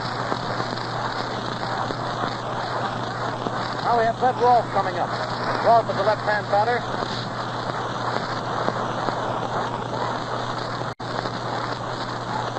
2 men out, nobody on in the Yankee half of the 5th inning. Hubble winds up in the pitch. It's an infield fly between first and second. Burgess Whitehead is coming over. He is under it, and he has it. That is all for the New York Yankees in the first half of the 5th inning. As we go to the last half of the 5th, the score, of course, is the American League entry 1 and the National League entry nothing. There's been no changes in either lineup in this first game of the World Series. The boys started out with Gary get first. This is the Yankee lineup. Gary gets first, Mazzari second, Rossetti at short, and Rolfe at third. And the strong point, Charlie Ruffing, their big, red-headed, smiling pitcher who has had a grand year in the American League, has been in the box, and Bill Dickey behind the back. In the outfield, of course, they have Selkirk who hits that homer in right, DiMaggio in center, and Rolfe is in left field.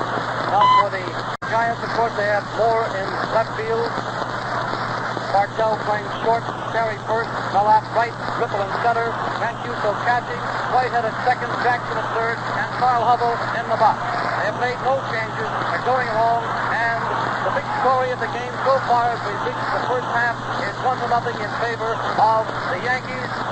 Al Hubble will be the first batter to begin the last half of the fifth inning. This is Tom Manning speaking. I've had the pleasure of broadcasting the play-by-play, the first half, and now the last half will come to you through the voice of Ty Pipe. Tom. All right, Tom, here we go. Move the mic a little bit. Hub had one hit, the one time he's been at bat. So far, Hubble has struck out 4 of the Yankees, while Red Ruffing has struck out 5 of the Giants. First pitch to Hubble, ball 1, low and inside. Ruffing throws the rubber, starts his windup for the next pitch. It's coming in, and he fouled it back over Dickey's head. Strike 1. The count is 1-1. Hubble leading off in the Giants' half of the fifth. The score, 1-0 in favor of the Yankees. The Yankees have made 5 hits, and the Giants have made 3. As far as bases on balls are concerned, Ruffing has passed 2, and Hubble has passed none. A foul ball going into the stands. Another strike, and the count is 2 strikes and 1 ball. Hubble has walked 1 man. Ruffing gets a new ball. He roughs it up a little bit. Glove off his glove hand. Taking plenty of time out here. No wonder they can pitch the way they are with the adverse conditions. Here's the pitch. It's a curveball, and he hits it on the ground to second base. There's the pickup, and he's out at first. Lazzeri to Gehrig. Easy chance for Tony Lazzeri. 1 man gone in the fifth. And Joe Moore, left fielder for the Giants, slide out to left field the first time at bat, struck out the second time. 1 out and nobody on. Yankees leading 1-0 the last half of the fifth. Left-hand hitter, he steps in there. Ruffing raises his arm for the pitch, and it's a curveball which he pops a foul. Dickey is going back for it. He's hung it. He has it. 2 men out, nobody on. And Dick Bartell, shortstop for the Giants, who also flied to left in the first inning and hit himself a single in the third inning. Right-hand batter comes up. Ruffing out there pawing around at the pitcher's rubbers. It's awfully tough out there, not only on gripping the ball, but also on their footwork. Because their feet get balled up to this day, getting very muddy. While he steps into the pitcher's slot, there's the windup, and it's a curve, low and outside, ball 1. 1 ball is the count, 2 men out, nobody on. Redhead stamps around out there, kicks some mud out of his feet. He's on the rubber now in pitching position. There's the bend, there's the windup, and it's a sidearm curve. It's fouled back on the roof here. Strike 1. The count is 1-1. 2 men out and nobody on. Ruffing gets a new ball and goes through the usual procedure of giving it just a bit of a rub, taking some of that shine off of it. Count is 1-1. 2 men out and nobody on. 1-0 in favor of the Yankees. There's the windup. Here's the pitch. It's a drive out left field way. The pitch is off, going in the stand. And the ball game is all square.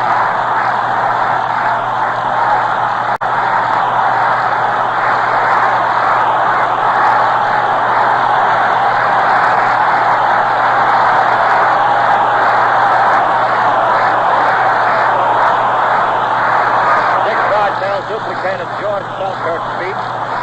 Only he hit his on the other side of the field, just inside the left field line in the upper deck. Now the ball game is all square at 1 run, 2 men out in the fifth, and Bill Terry is up. The first pitch to Memphis, Bill is outside. He's a left-hand hitter. Ball 1. Bill singled the first time at bat and fouled out to Dickey the second time up. Start all over again now, boys. Here's the next pitch coming in. Terry also throws a fly out left field way, but it's foul. Going into the stands, foul above the scoreboard out there. And the count is 1-1. Just a long strike out there in the upper deck. He was a little bit behind that pitch. Fouled his fastball up in the upper deck, out left field way. Count is 1-1. Ruffing works on a new ball. The score is tied at 1 run. There's the windup for the next pitch. It's coming in. He hits it on the ground right at Tony Lazzeri. A slow one. Tony comes in fast, throws him out at first to retire the side, and end the fifth inning. 1 run, 1 hit, no errors.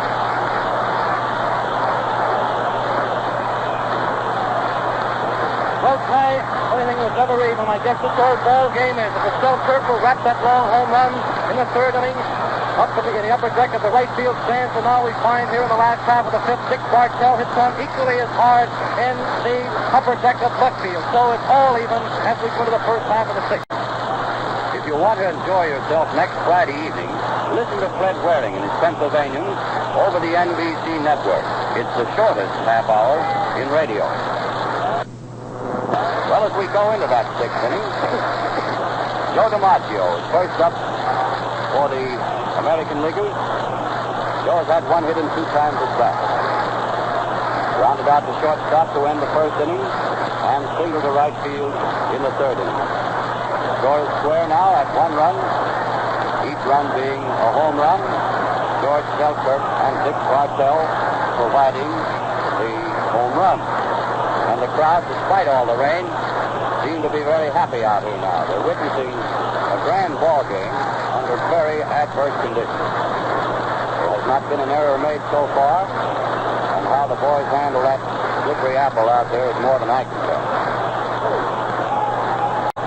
DiMaggio, a right-hand batter, steps in there. Carl Hubbell is doing the same as Charlie Ruffing was doing a bit ago, trying to get the mud out of his feet. He's on the rubber now, has the sign from Gus Mancuso. Starts his wind-up, and the first pitch is coming in there, and it's hit on the ground foul along third baseline, strike 1. Being retrieved by shortstop Dick Bartell and thrown over to umpire Bill Summers, who is umpiring there at third base. And a new ball has been handed to Mancuso, who passes it along to Carl Hubbell. 4 all square, 1 run. DiMaggio leading off in the sixth. John goes up for the pitch. Here it is. It's inside. Joe ducking away from that fastball. Ball 1. High inside pitch. And the count 1-1. Huff hunches his shoulders a bit. Takes his time. A long breath. There's the windup. Here's the pitch. He swung and missed off in the third ball. Broke just under his swing. About a belt high pitch. Joe was looking for a high passing. Following the 1-2 pitch. Hubbell broke it down. And the count is 2 strikes and 1 ball. There's the motion for the next pitch. Another swing ball was broke down about his knees. 1 out. That's the 5th strikeout registered by Hubbell. Now all square with Ruffing. Lou Gehrig is up. No hit. In 2 times at bat. First time he grounded to Terry, who tossed to Hubbell for the out. Second time he hit one right back. An easy ground to right back to Hubbell. 1 away and 1 on. High score of 1 run. There's the motion. Here's the pitch. A called strike as Hubbell broke a curve over belt high. 1 strike on Columbia Lou. 1 man out and nobody on. Hubbell pitching. The arm goes up for the motion. A curve low. Ball 1. Count is 1-1. Umpire Cy Freeman giving a new ball to Gus Mancuso. I believe the ball even gets wet coming in from the pitcher to the catcher. 1-1. Up starts his motion. Here it is. A curve outside. It just missed that outside corner by inches. And Gus didn't believe it missed. He stuck it into his glove. Before tossing it back to Hubbell. The count is 2 balls and 1 strike.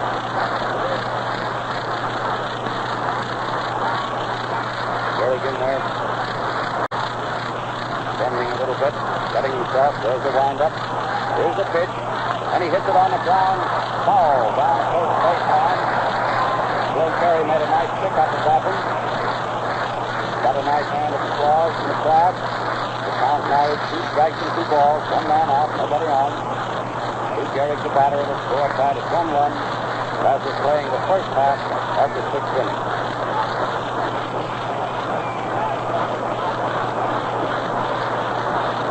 left his new ball a bit. Has his glove hanging on his arm. Now he puts the glove back on the right hand. Gehrig steps out of the batter's box, back in. All the batter's box lines have been obliterated long ago. They have to guess whether they're in or out. There's the motion. Here's the pitch. Gehrig fouled the pass, high one back, and the count is still 2-2.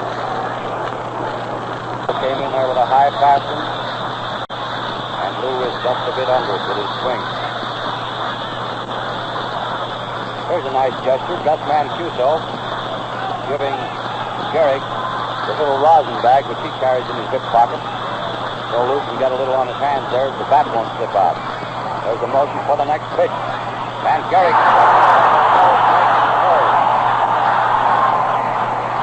Number 2 in that inning and number 6 for the game. I've had plenty of down on that. Down and out to a left-hand hitter. Bill Dickey, another left-hand batter, is up. Grounded out second base the first time at bat and spanned the second time up. Run away and run off. High score of 1 run. There's the motion. Here's the pitch. A called strike. Hubble broke the curve over, fell high. Strike on Columbia Lou. 1 man out and nobody on. Hubble pitching. The arm goes up for the motion. A curve low. Ball 1. Count is 1-1. Umpire Cy Bierman giving a new ball to Gus Mancuso. I believe the ball even gets wet coming in from the pitcher to the catcher.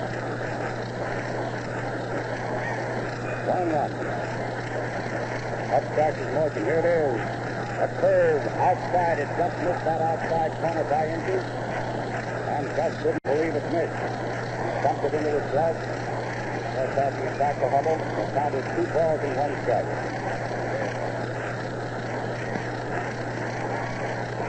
Gehrig in there. Bending a little bit. Setting himself. There's the windup. Here's the pitch. And he hits it on the ground. Foul down the first baseline. Bill Terry made a nice pickup of that one. Got a nice hand of applause from the crowd. The count now is 2 strikes and 2 balls. 1 man out, nobody on. Lou Gehrig, the batter, will score up tied at 1 run after playing the first half of the 6th inning.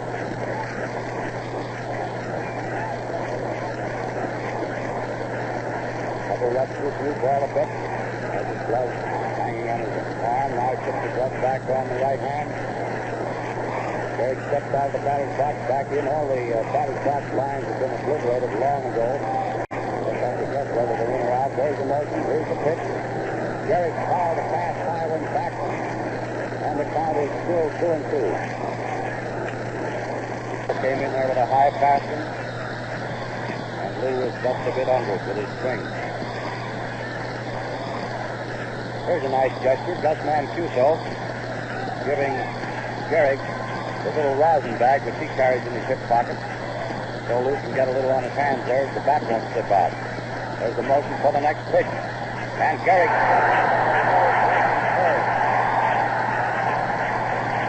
Number 2 in that inning and number 6 for the game.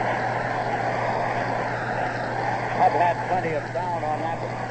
Down and out to a left-hand hitter. Bill Dickey, another left-hand batter, is up. Grounded out second base the first time at bat and spanned the second time up.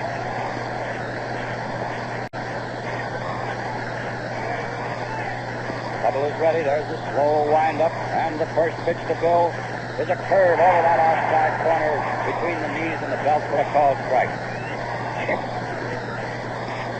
Hubble is certainly bending that sponge out there now. There's the motion for the next one. A fastball, knee high over the outside corner for the second called strike. Dickey looking for a curve that time, and Carl crossing with just a fastball knee high. And the count is 2-0. 2 men out, nobody on. The score tied at 1 run. 6th inning, the day of the big rain. The arm goes up in the motion. Here's the pitch. Low outside. Great ball there. It's 2-0 the count. He thought maybe Dickey might go for a bat in. And the count, 2 strikes and 1 ball. Hubble has the sign. Mancuso comes up out of the crouch. Here's the pitch. Dickey hit one down first baseline right over the bag. Terry has it, waving everybody away, and Bill is out. Terry unassisted. No runs, no hits, no errors. Take it away. That round of applause, of course, is for none other than the pride and joy of Manhattan, Carl Hubble. The winner of that inning facing DiMaggio, Gehrig, and Dickey. That's a large afternoon's assignment for most anybody. You know, that's the dynamite of the American Leaguers. DiMaggio has a batting average of 324. Lou Gehrig 354, leading the league in home runs, and Bill Dickey with 362. He stood out there in that rain, that slippery ball, and just bent those old curves over until he got DiMaggio, and then Gehrig couldn't make up his mind whether or not to strike at that third one, but he went all the way through, was called out, and then Bill Dickey, after getting 2 called strikes, hit to Bill Curry, only out unassisted. Well, the bleachers out in center field, practically deserted at the moment. As many as can have gotten over into the vacant seats of the stands, standing under cover out there, and up along the board edge up on top. They're still standing there getting whatever little shelter they can get. The field is becoming very, very wet, dangerously wet, I'd say, as we go to the last half of the 6th inning, and the score 1-0. No little to choose between the teams. Hubble and Ruffing both pitching grand ball, and the runs are the result of homers by Selkirk and Bartell. Both about equal in distance, I think we've agreed. Going in now with Mellott, left-hander, coming to bat. Mellott walked both times at bat so far. And he's in there, left-hand hitter. Ruffing on the rubber, ready to go. There's the windup, and the first pitch to watch this time is high and outside. Ball 1. That always comes up with that back foot as the pitch starts. Not a very big fellow. He's got a lot of power behind that swing. Ruffing tosses the ball around in his glove out there. Ready to pitch. Here's the motion. And outside fastball. Ball 2. 2-0. It must be tough for you to take overly quick. They've got a little coop over there. You don't get hit with this rain, do you? Oh, yeah. Oh, we got rain. Yeah? Yeah, we're out. Not like this, though. Never rains this late. All the games rains like this. You can't do that World Series. Have to go a little longer. The crowd. Count is 2-0 on Mel. Leading off in this Giants half of the 6th. Score is tied at 1 run. A foul strike hitting it in the dirt right at his feet. Ruffing coming through with a belt-high pitch. Broke in close to his thumbs. And the count is 2 balls and 1 strike. Ruffing is doing some more excavating out there, trying to find the pitcher's slab. You know, when that rubber gets wet, it's not a very good thing to take off from when you're trying to get them in here over the plate. Foul, strike 2. A low fastball, knee high. And the count is 2-2.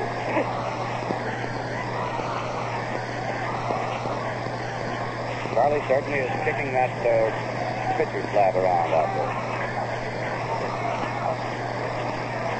His feet are probably balled up just like a horse when he's on soft snow. The milk horse that comes around early in the morning in February. Ruffing is ready. There's the motion. And here's the pitch. A slow curve, and he's waited for it to hit it out in the left field. Standing with the ground, bouncing against the wall. It's at least a 2-base hit for us. He goes into second, standing up.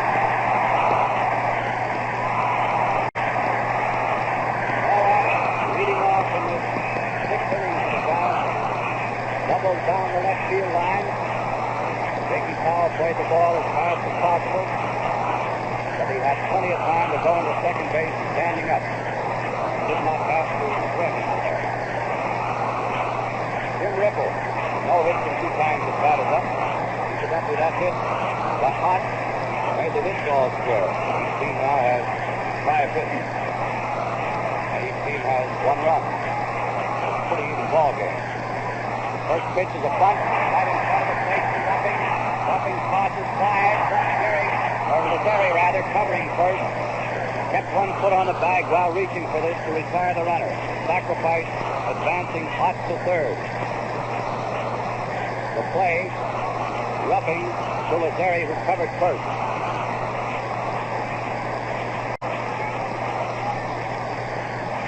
Gus Mancuso up. Off his move over to third on the sacrifice. In position to score on a hit. A long fly ball, an error. Most anything. And the score is tied at 1 run. It looks like the Giants' golden opportunity. The boys are kicking mud off their feet. Plenty of wet spots out there now, puddles on that you can see on the skin part of the field. Undoubtedly, the grass is very slippery.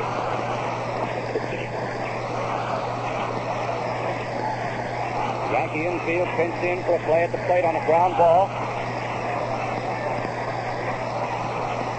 Ruffing is not ready yet. He's still working with that, kicking a dirt around the pitcher's rubber. Blows on that pitching hand to get a better grip on the ball. Now he's ready to go. There's the motion. And here's the pitch. It's a foul strike back. 1 strike on Mancuso. Banned the first time at bat. Popped her off the second time up. 6 hits apiece, 1 run apiece. 5 hits apiece and 1 run apiece.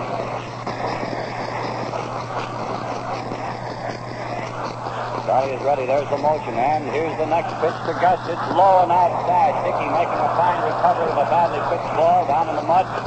He hands it to umpire Cy Thurman and gets a new white in the exchange for this bit of damaged foresight.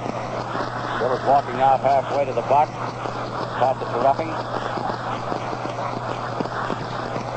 All the boys kicking mud out of their shoes. And the count is 1-1 on Mancuso. 1-1. Ruffing starts his windup. Here's the pitch coming in, a fastball, and he hits it. Steps inside the foul line, out in left field corner for a single.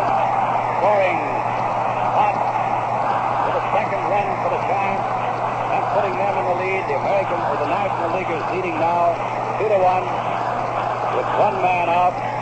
Mancuso on first and Burgess Whitehead. Second baseman for the Giants is up.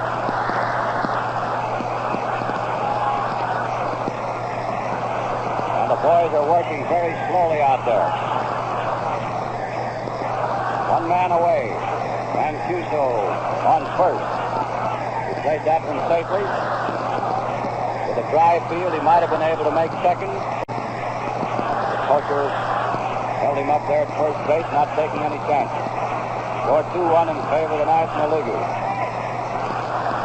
6th inning of a very foggy afternoon at the Polo Grounds. Burgess Whitehead, right-hand hitter, and the first pitch is a foul strike. Sticks it right into Bill Dickey's mitt.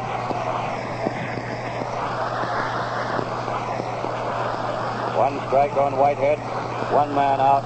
Mancuso on first. Just takes a bit of a lead, not very much. And the next pitch is a pop fly to the center of the diamond. Red Ross coming in almost to the plate to make that catch for the second out. Rolfe, Yankee third baseman, came in almost to home plate to make the catch of that pop fly by Burgess Whitehead. Travis Jackson, third baseman for the Giants, fanned the first time, grounded out short to first. Second time at bat is up. Gus Mancuso on first and 2 men out.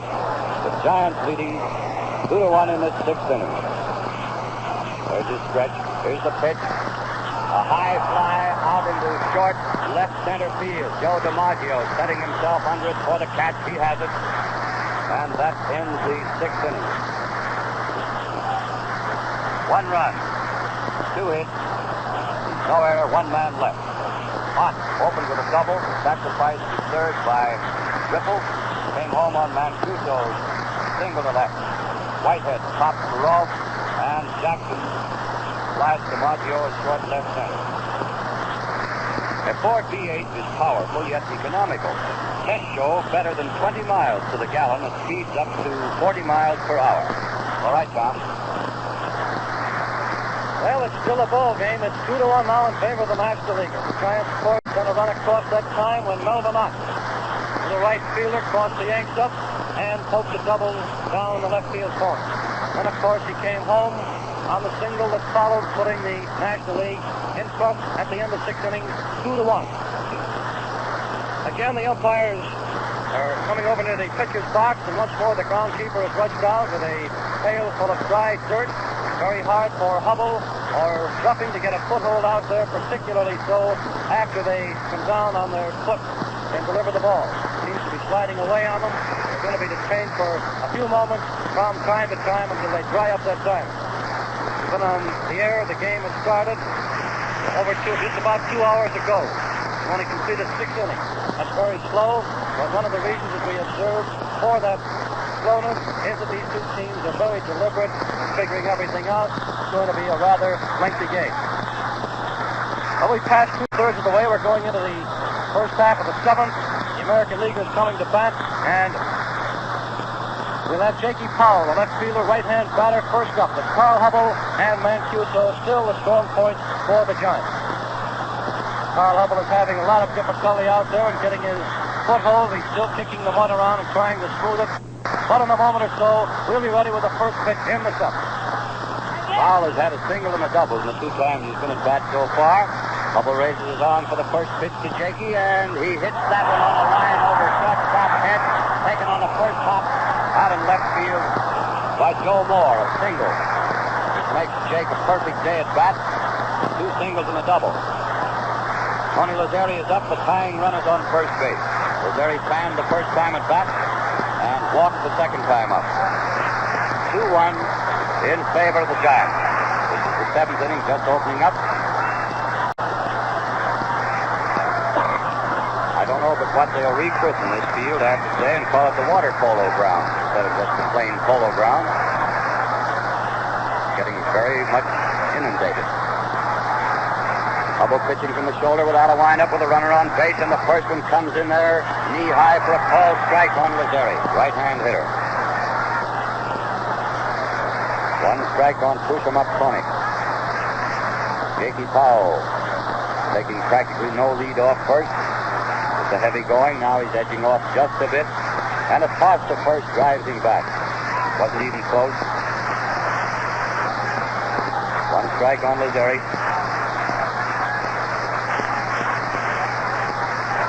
Hubble is on the rubber, ready to pitch now. Here it comes, and it's outside. Ball 1. Waist-high pitch outside. Count is even at 1-1. Powell on first with a tying run. The Giants are leading 2-1, and this is the 7th inning.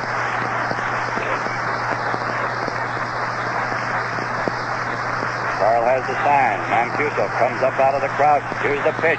Lazzeri hitting a foul on the ground out third base way for the 2nd strike. Powell was well on his way and around second base. Coming back now, the count is 2 strikes and 1 ball. 2-1. Lazzeri drying his hands on his socks.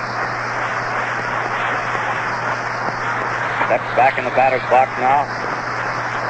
Kicks a little mud off his cleat. Or rather, a lot of mud off his cleat. Count is 2 strikes and 1 ball. Nobody out. There's the stretch for the next pitch. Coming in. Lazzeri took that one, a high one, ball 2. Just a little bit high, and the count is 2-2.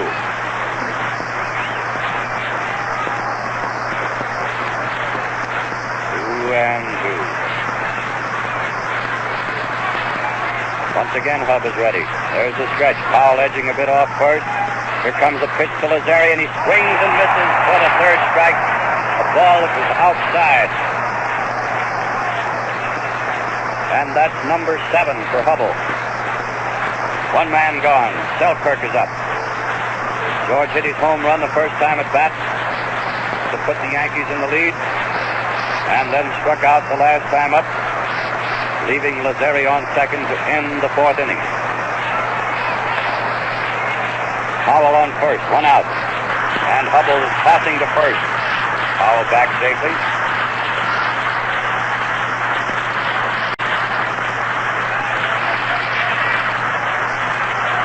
Carl gets set again in there. Not in pitching position. Now he is. There's the stretch. Coming in. Swinging strike, a curve that was breaking away from him. He just managed to stick it to the end of his bat. And the count is 1 strike on Twinkle Toes George Selkirk. Right fielder for the Yankees.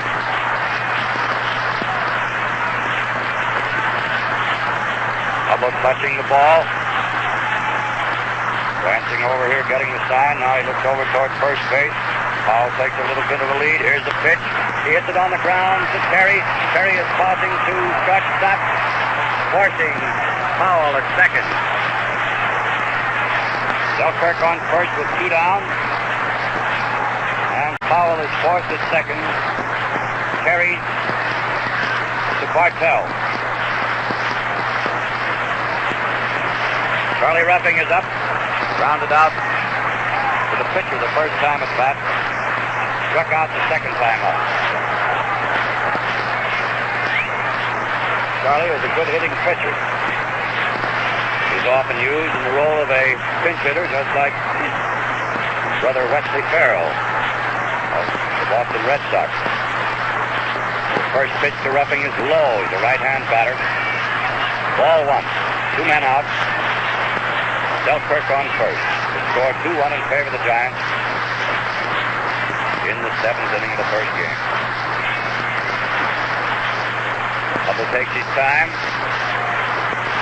Taking his stretch now. He's ready. Here's the pitch to Ruffing, and he hits a foul back here right. 1. And the count is 1-1. Back here in the stands.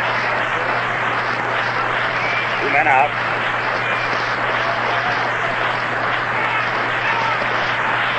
Out and 1 man on.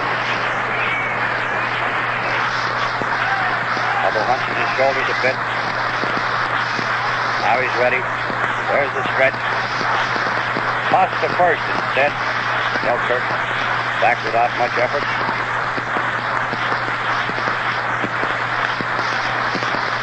Gray-haired Earl Combs out there keeping him on, coaching. Here's the pitch to Ruffing, and he struck out, swinging. Going for a slow, low-breaking curve. No run. 1 hit. No error. Powell led off with a single. Lazeri banged. Selkirk forced Powell at second, Terry to Bartell, and Ruffing went down swinging. Take it, Tom. Well, that's the resume given you by Ty. Now we're going into the last half of the 7th. New York Giants are out in front by the score of 2-1. A lot of you are getting home from work, so we might tell you that the Yanks took the lead in the 3rd inning. George Selkirk, right fielder, left-hand batter, flashed a mighty home run high up in the upper section of the right field stand. A home run perhaps from any ballpark in either league. And Dick Bartell even matters up by flashing equally as long a home run in the opposite direction, in the upper deck in left field. That home run that Selkirk hit was over 339 feet. It's marked down at the ground. I believe it's almost 50 feet to the railing upstairs, and that's where he poked that home. Bartell's is over the 315-foot sign, and it's about 50 feet up to the railing of the upper deck there. So you can well imagine what a mighty poke that was. WMAQ, Chicago. And drives that are close to the bag and so forth. So again, we shall hear from the boys over the network of NBC, and we pause for station identification.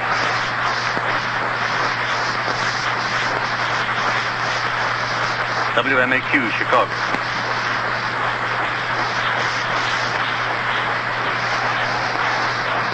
As we sit here in the National Broadcasting Company box at the Polo Grounds in New York City for this first game of the World Series between the Giants of the National League and the Yankees of the American League, we're thinking for a moment of the folks perhaps around the country who are enjoying the bright sunshine day.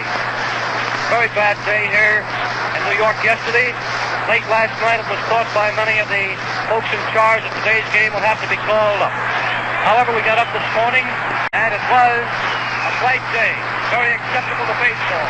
Came here to the Polo Grounds, and shortly after the start of the ball game, became very cloudy and starting to drizzle. That drizzle increased, and we've been sitting in a pretty steady downpour of rain since that home run in the third inning. Perhaps that home run had something to do with disturbing the elements, but anyhow, it has really been raining. The players are drenched, the field is drenched, and in spots out there now it's becoming very wet. That round of applause you heard a moment ago was for the groundskeepers who have just repaired the diamond and spot, and partly for Carl Hubble, who will be the leadoff man for the Giants in the last half of the seventh. He's up there now. He's had 1 hit and 2 times at bat. Ruffick starts his windup, and the first pitch to Hubble is hit. A pop fly. Lou Gehrig in foul territory, coming over here for the catch. About 50 feet away from first base toward the field box. 1 man out. And next is Joe Moore with no hit in the 2 times he's been up there. 3 times, rather. The rain is even obliterating the marks on the scorecard. Moore, another left-hand hitter. And Ruffing is ready. Here's the pitch. He hits one out to dead center field. DiMaggio circling under it, waiting for it, and has it. He hardly had to move for that one. Dead center field fly ball. 2 out. None on, and Dick Bartell, whose home run put the Giants on equal terms with the Yankees. Then a little later, Melot's double, Gus Mancuso's single, shot them into the lead. Bartell has had a single and a home run and 3 times at bat. Little fella, right-hand hitter, scrappy lad. There's the motion on the first pitch to Dick. Is a high fly, foul. Back at third base, it's being chased by Red Roth, but it's in the stands. Another souvenir bounding around there. We were a little alarmed earlier in the game when Roth crashed into a railing of a field box down here, because you know Red has been out of the game part of the time with a cracked rib. We didn't know whether that would do him any harm or not. Evidently it didn't. 1 strike on Bartell. 2 men out. Nobody on in the 7th. Score 2-1 in favor of the Giants. National League representatives. And here's the next pitch to Dick. It's a high fly right out in front of the plate. Now it's blowing foul, and Dickey comes back after circling a bit. Almost fell before making the catch. And the side is retired. 3 up and 3 away. No run, no hit, no error. Hubble. Foul to Gehrig. Moore flies it to DiMaggio, and Bartell fouls to Dickey. While waiting for the Yankees to come to bat, we would like to call to your attention the Ford and Lincoln Zephyr dealers' nationwide clearance sale of used cars. More than 150,000 outstanding bargains in dependable transportation are offered. Your nearby Ford dealer has his share. See his selection of used cars and late models of all the popular makes. All right, Tom.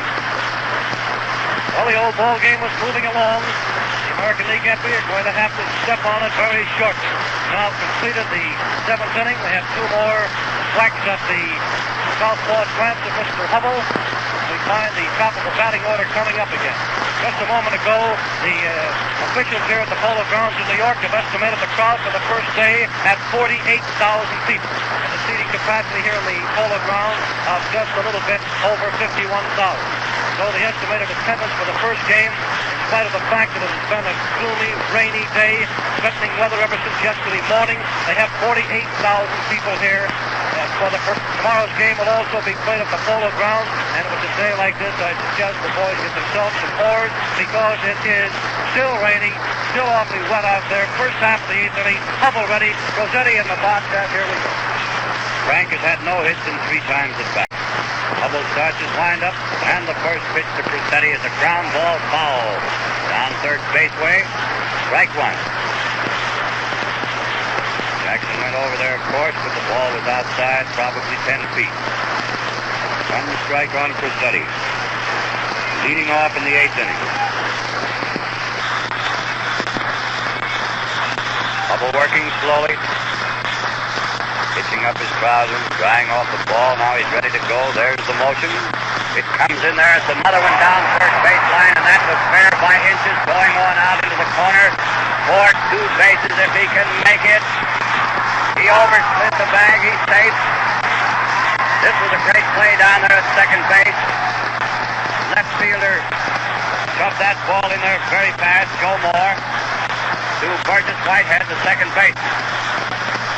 Rossetti beat the throw, but overslid the bag. Then Whitehead missed the tag as Rossetti was sliding back, and he's waved safely by umpire Majorford. Rossetti on second. As a result of that double, just inside the third baseline. Travis Jackson dives for the ball. Couldn't possibly get it. It squirted on out in the corner in foul territory. Now they've got a couple of towels out there, drying off both the lads that were on the ground, Bartell and Rossetti. And now the Yankees have another chance to tie the score. The runner on second and nobody out. Right, it's like a football game. Look at the towels out there. Certainly does. Well, it's certainly more football weather than baseball weather.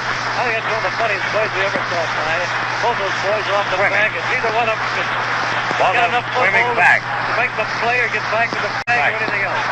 Absolutely. They're both doing that Australian crawl. Well, the next man up is Red Rolfe. 1 hit and 3 times at bat, a left-hand hitter.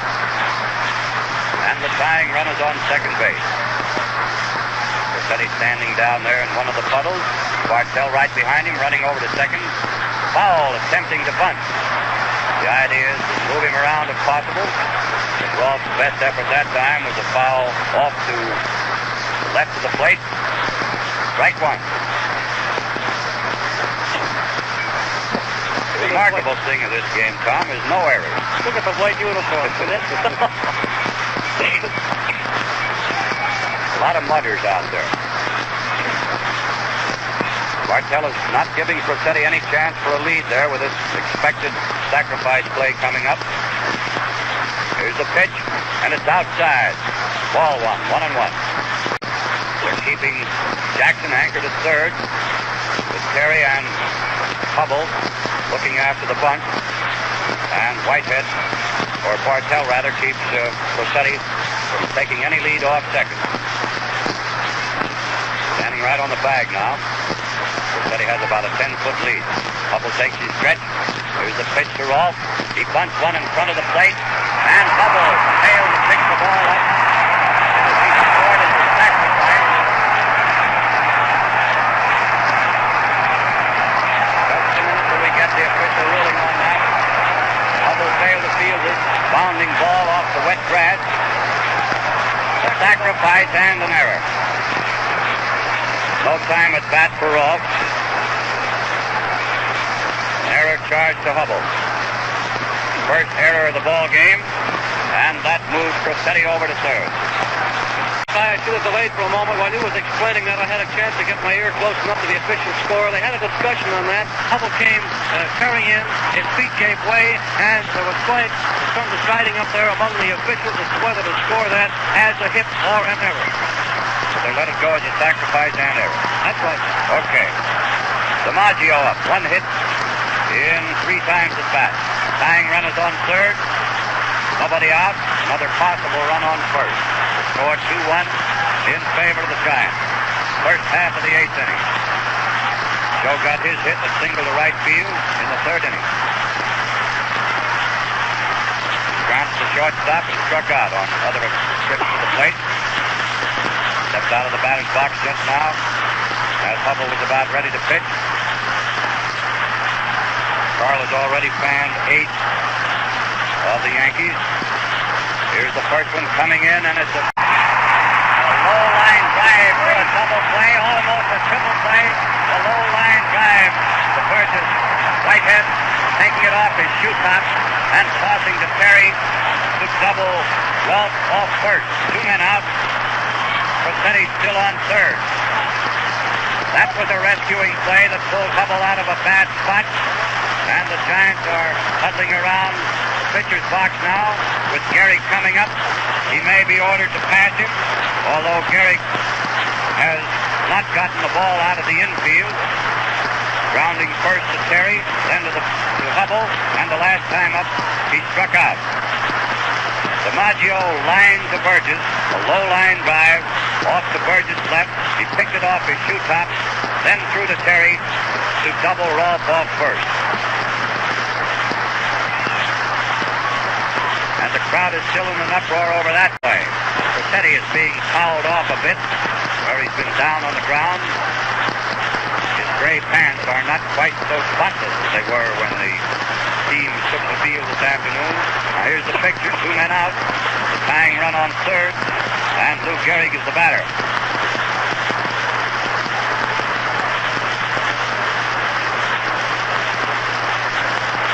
All right, here's the windup. First pitch to Lou, hit him right in the rib. Gehrig hit with a pitch ball. He isn't hurt. He's shaking the mud off his clothes and going slowly down to first base. Runners on third and first. 2 men out, and Dickey with no hit in 3 times at bat is up. Bill hasn't gotten the ball out of the infield either. Grounding out to second base, striking out, and grounding to Terry. 2 men out, Rossetti on third. Gehrig on first. That certainly was a rescuing play on the part of second baseman Burgess Whitehead. Dickey, a left-hand batter in there, waving at Hubble. Up takes his stretch, and here's the pitch. It's an inside pitch, letter high, ball 1. Dickey backing away from it. Scored is 2-1 in favor of the Giants. 8th inning, runners on third and first and 2 out. Hubble takes his stretch for the next pitch to Dickey, and Bill hits an easy bounder to Terry at first. Terry making the put out unassisted and ending a very exciting inning. And listen to that crowd roar. No run, 1 hit, and the first error of the ball game.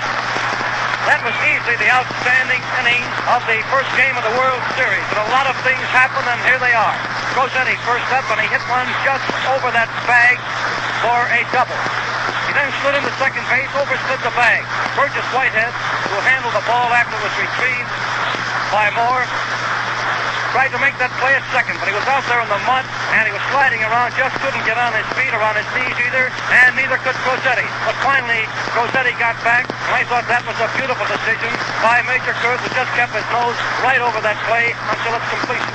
Then Rolfe laid down a bunt, and Hubble, in a hurry to knock that Rossetti off at third base, overran the ball. The official scorers then decided it to be scored as a sacrifice and an error. DiMaggio then came to bat, and he smacked one of the hardest hit balls of the afternoon, a low line drive, on his way to right field. Whitehead came over, picked the ball off his shoe top, then threw it to Bill Terry. And here's where a great bit of brain work came in. Bill Terry had a chance to enter the Hall of Fame with his Giants, as it were, by making a triple play. He saw that Rossetti was off that bag, but that ball was awful slippery, particularly after it had been tossed around by Whitehead and himself. Instead of throwing that ball over to third base and possibly into the stands, very coolly, he stood there and hung on to the ball and was satisfied with a double play. Then, of course, Gehrig was hit by a pitch ball, and the mighty Yankee catcher, Bill Dickey, left-hand batter, came up and fouled it out weakly to Terry unassisted. Well, I thought that was an outstanding bit of brain work on the part of manager Bill, and instead of trying to complete the triple play, he was satisfied with a double and that 1-run lead that they have as they go into the last half of the 8th, and Terry at bat. Bill is up there, and here comes Ruffing's first pitch. It's a called strike. Low breaking curve about knee-high. 1 strike on Terry, who has made 1 hit in the 3 times he's been at bat. 1 and 3. There's the windup for the next pitch, and here it is. It's a drive out into right center field. Good for a base. DiMaggio heaving it into second. Lazeri has it now, and Terry is on first as the result of his second hit in this game. Nobody out. Giants leading 2-1. And Mel Ott with a perfect day, 2 walks and a double, is the next batter. Left-hand hitter. And we'll see whether the Giants play for another run or try for maybe a cluster of them. Chances are The pot will sacrifice here. Red Rolfe is expecting it. He's in on the wet grass, playing in from third base. Rupping takes his stance on the rubber. There's the stretch. Then it's a pitch outside and low, ball one. Gary on first and nobody out in this 8th inning. Giants out in front 2-1.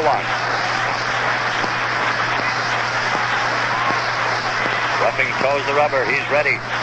There's the stretch, pitching without a windup. He's swinging and fouling it back. Strike one. The count is 1-1. That may be just a bit of camouflage. He may shorten up and bunt on this next one. Never can tell what these boys are going to do to cross up the opposition. 1-1 is the count. Rupping coddles the ball a bit. He's ready now. There's the stretch, and here's the pitch. It's a bunt along first baseline. He drags it down there. He may get a hit. He did. A drag bunt along first baseline for a single. Gary came in for it, but by the time Lou could get the ball, there was no chance for the play at first. And that gives Ott a perfect day with 2 hits in 2 official trips to the plate. Walked the first 2 times, doubled the 3rd time, and dragged the bunt along first baseline for a single to advance Terry. The Giants have runners on second and first. Nobody out, and Jim Ripple is up. Jim has no hit in 2 official trips up. Laid down a sacrifice the last time up to move Ott over to third, where he scored on Mancuso's single. That hit putting the Giants in the lead 2-1. Now both Gehrig and Rolfe are in on the grass, expecting a bunt from Ripple, a right-hand batter, or left-hand batter rather. Rupping takes his stretch and along third baseline, fair. Strike on Terry, who has made 1 hit in the 3 times he's been at bat. 1-3. There's a windup for the next pitch, and here it is. It's a drive out into right center field. Good for a base. DiMaggio heaving it into second. Lazzeri has it now, and Terry is on first as the result of his 2nd hit in this game. Nobody out. Giants leading 2-1. And Mel Ott with a perfect day. 2 walks and a double is the next batter. Left-hand hitter. And we'll see whether the Giants play for another run or try for maybe a cluster of it. Chances are that Ott will sacrifice here. Red Rolfe is expecting it. He's in on the wet grass, playing in from third base.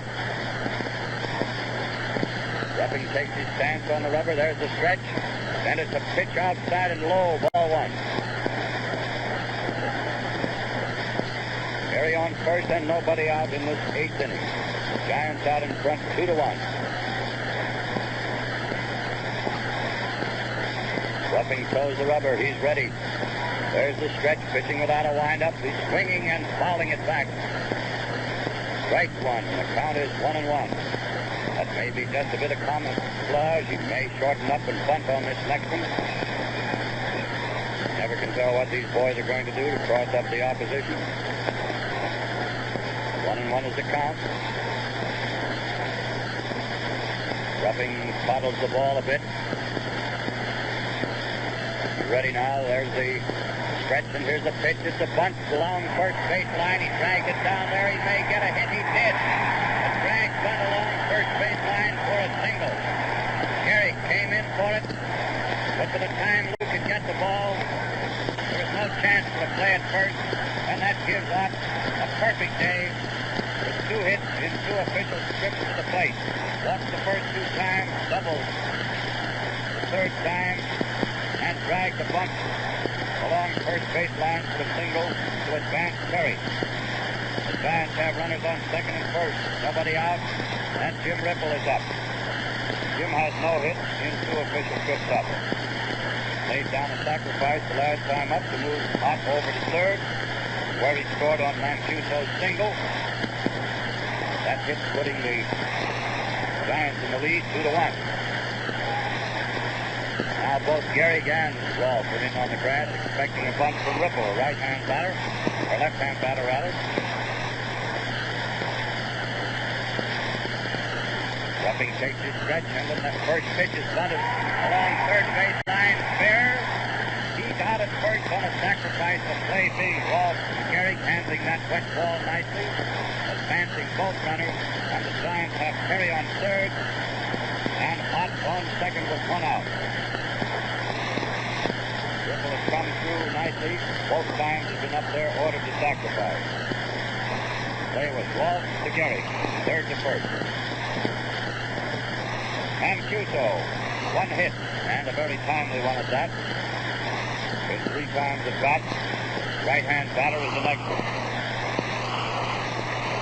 And again the Yankee infield is forced to play in or a play at the plate. How the boys handle this ball off that wet turf, beyond me. Rupping starts his wind-up, it's a pitch out, ball 1.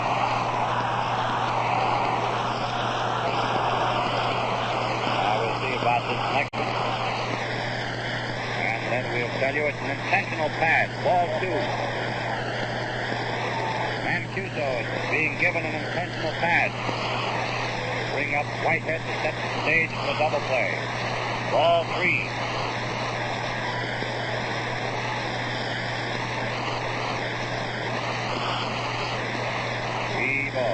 And the arm goes up for the next one. Ball 4. Intentional pass to Mancuso, setting the stage for what the Yankees hope will be a double play ball, with Burgess Whitehead furnishing the ground ball hit. And we'll see whether Burgess crosses the dope. He's had no hits in 3 times at bat. Perry on third, Ott on second. Mancuso on first. 1 man out, 2 runs in favor of the Giants. 8th inning.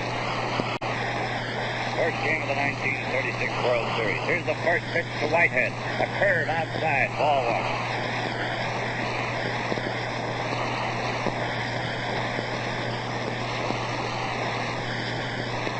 Rupping kicks up some more of that blue dirt out of his shoes out there. They've built up that pitcher's peak several times this afternoon. Fresh earth. There's the windup for the next one. Inside and high, ball 2. And the count is 2-0. 1 man out of the bases loaded.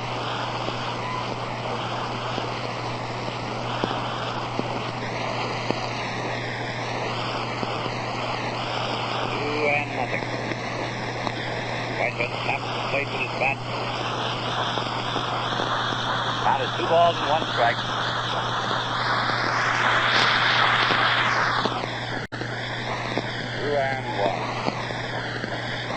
Rupping blows on that meat hand, rubs the ball a bit.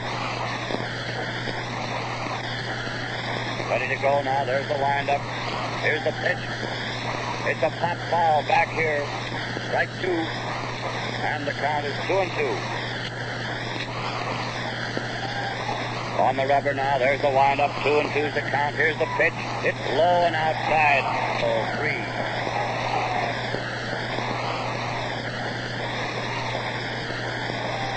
Base on balls, forced in a run. A hit will score 1 or more.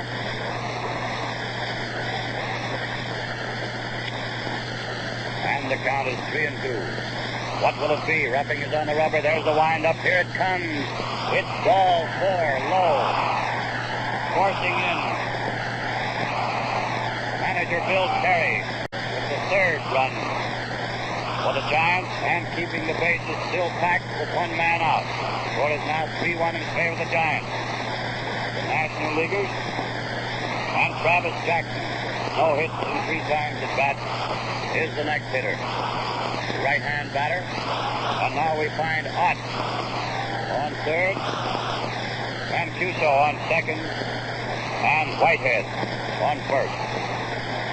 1 man out. Jackson, a right-hand batter, is up. Rupping starts winding. Here's the pitch. Jackson swinging and missing. Was in close to the handle. To a right-hand batter, strike 1.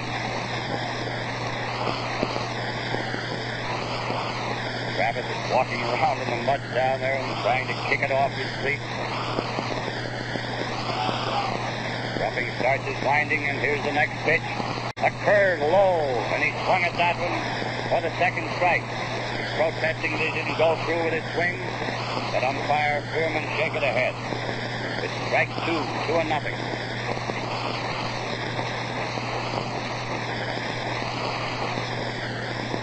One man out, 3 men on, and the pitch is outside, ball 1. The high pitch outside, and the count, 2 strikes and 1 ball. 1 man out and the bases packed.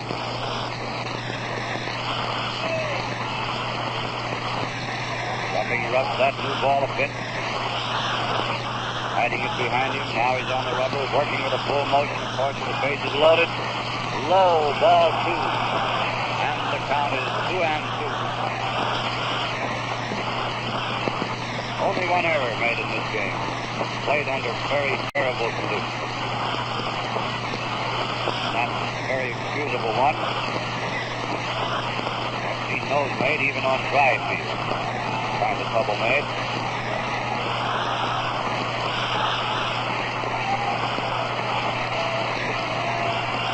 Ruffing takes his time. There's the motion. Here's the pitch. It's a foul ball.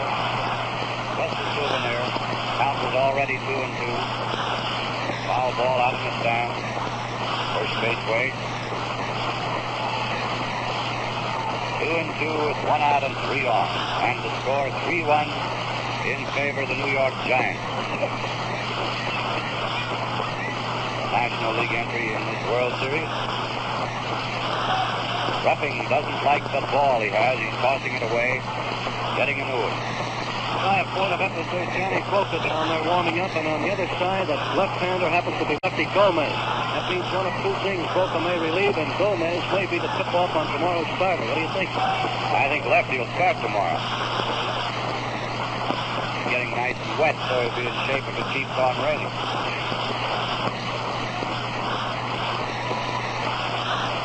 Still waiting here for Ruffing to get going again with a count 2-2. Jackson with the bases packed and 1 out. There's the windup, and here's the pitch. He hits a high fly ball out of the center field. DiMaggio circling under it. It's far enough to score the runner from third. Joe has it. Here comes his throw. But off crosses the plate. Standing up for the 4th. Giant run. Mancuso tying up at second, and of course Whitehead then remaining on first. Travis Jackson drove in that 4th run.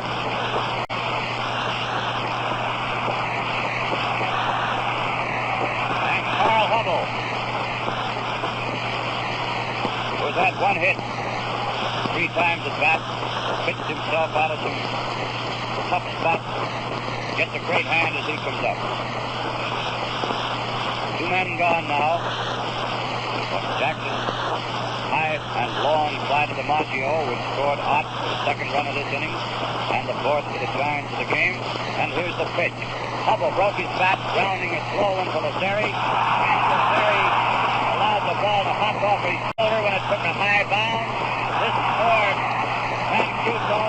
Lazeri's throw getting away from Dickey, still is chasing him, throwing to Ruffing, and also left Whitehead in, and Hubble went all the way to third. Pretty much of a riot here. Ball took a ball pop over Lazeri's shoulder, looking for the official scorer to see whether he gives it a hit or an error. He hasn't made up his mind back here yet. There's a committee of 3 to go through this. Tom, you watch while I go over that play again, see what they give it. Hubble broke his bat, hitting a slow bounder toward second base. As Lazeri rushed in to make the play, the ball took a ball pop over his shoulder out into short right field. This permitted Mancuso to score. Then when Whitehead also followed Mancuso across the plate, and before Dickey could get the ball back into the playing field, Hubble had gone all the way to third, where they put a blanket on Carl, and he's standing over there.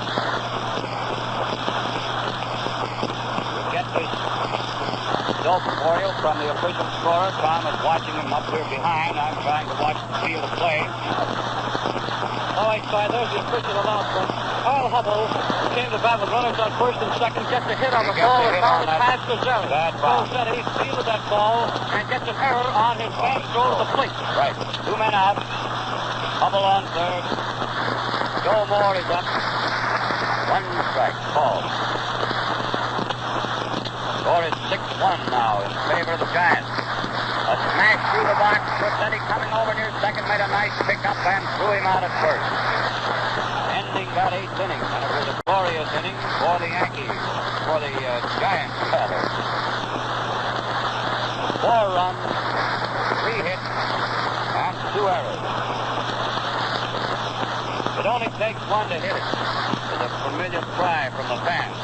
1 ride in a Ford V8 will make a hit with you. The luxurious interior will impress you, and you'll thrill with remarkable surge of power when you step on the accelerator of the finest sports car ever built. Tom, go ahead and give them what happened there. Well, Sonny happened not to give it to you fast. Terry first up, singles to right center. That ball was well hit, and on a dry day, perhaps would have been good for extra base. Belloc, Cinnamon kept his sacrifice, pulled a bunt down the first baseline, and beat it up. Jim Ripple laid down a sacrifice, outcalls to Gary. Gets up there, a grand play on the part of Walton. Simply field, he picked the ball up on the line, and an underhand slap go to Gary, putting runners on second and third. Gus Mancuso was purposely passed. Stage being set done for a double play. First is Whitehead threw a walk, forcing Terry across. Jackson slides deep to DiMaggio, scoring up. Hubble then hit an easy ground ball down second base way. Missouri was all set to make the play, apparently very easy. The ball hit some of that mud or a hole there, bounded over his shoulder for a base hit. Rossetti then picked the ball up, and in attempting to get Whitehead at the plate, he threw Mancuso, he threw Wild. Dickey dashed back, picked the ball up, and tried to get Whitehead through Wild at the plate, permitting Hubble to go to third. And of course, Moore made the punt. We're in the 9th inning now. The score 6-1 in favor of the New York Giants. Jakey Powell is up. Perfect day, 3 hits and 3 times at bat. And Hubble's first pitch, low and inside to a right-hand hitter, ball 1. Score is 6-1 in favor of the Giants. There's a windup for the next pitch, and Powell grounds to shortstop. There's Bartell's throw to Terry, and Powell is out. Short to first man out in the 9th. Next is Tony Lazzeri. No hits in 2 times at bat. Fanned twice, walked 1. 1 out in the 9th. Giants leading 6-1. Boy, and I'm going to look up this fellow Noah when this is over. 1 man gone, nobody on. There's a windup for the next pitch. And it's on the inside corner to Lazzeri. Dealt high for a called strike.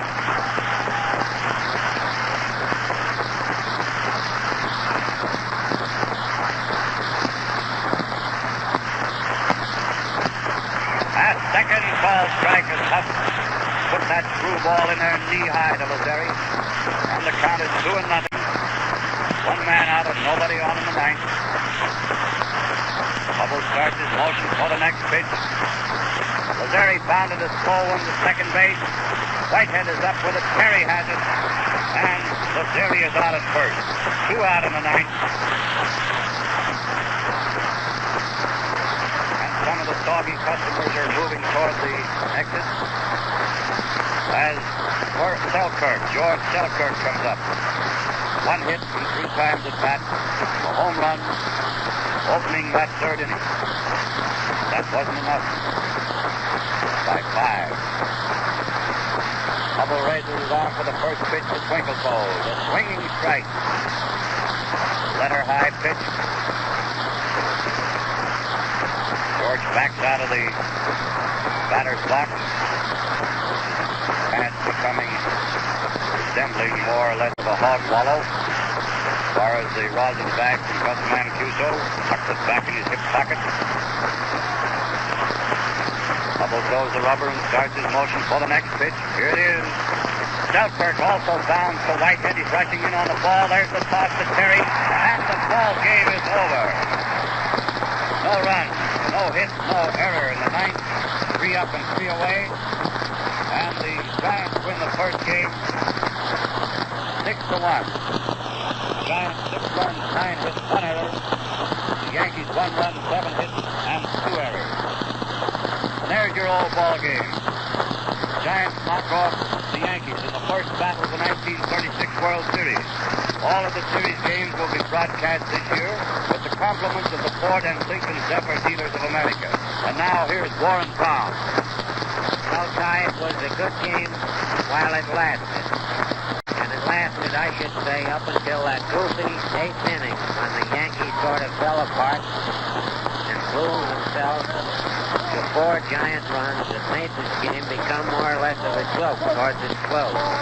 Up until then, I regard the game as one of the most remarkable that's ever been played in the World Series because of what we might call the track conditions.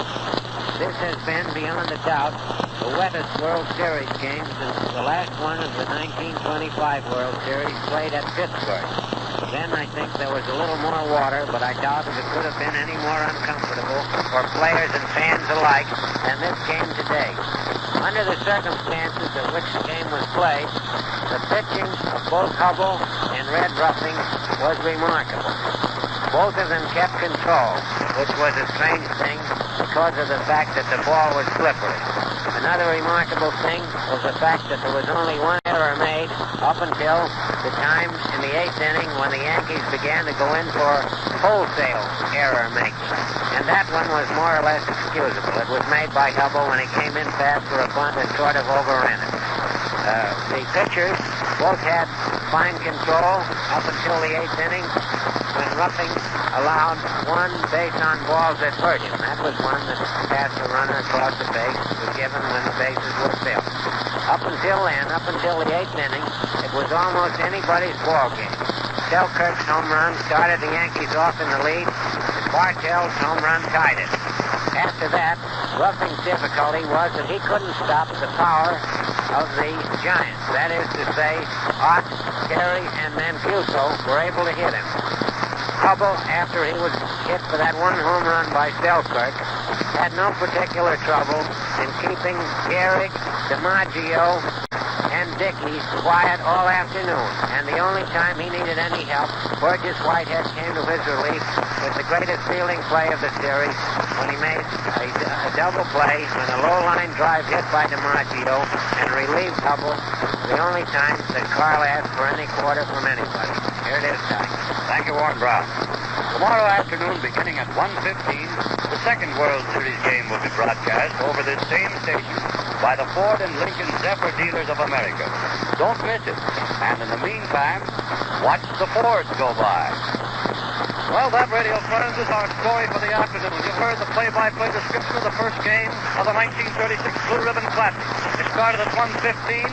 Ty Tyson said good afternoon to you. The second game will be played here at the Polo Grounds tomorrow afternoon, and we'll be on the air at 1:15. The first half of the play-by-play this afternoon, presented by yours truly, Tom Manning of Cleveland. The second half of the game by Ty Tyson of Detroit, and we were ably assisted this afternoon by the expert advice of that nationally famous baseball authority, Warren Brown of Chicago. We'll be with you again tomorrow afternoon. This concludes the first broadcast of the World Series. It came to you through the facilities of the National Broadcasting Company.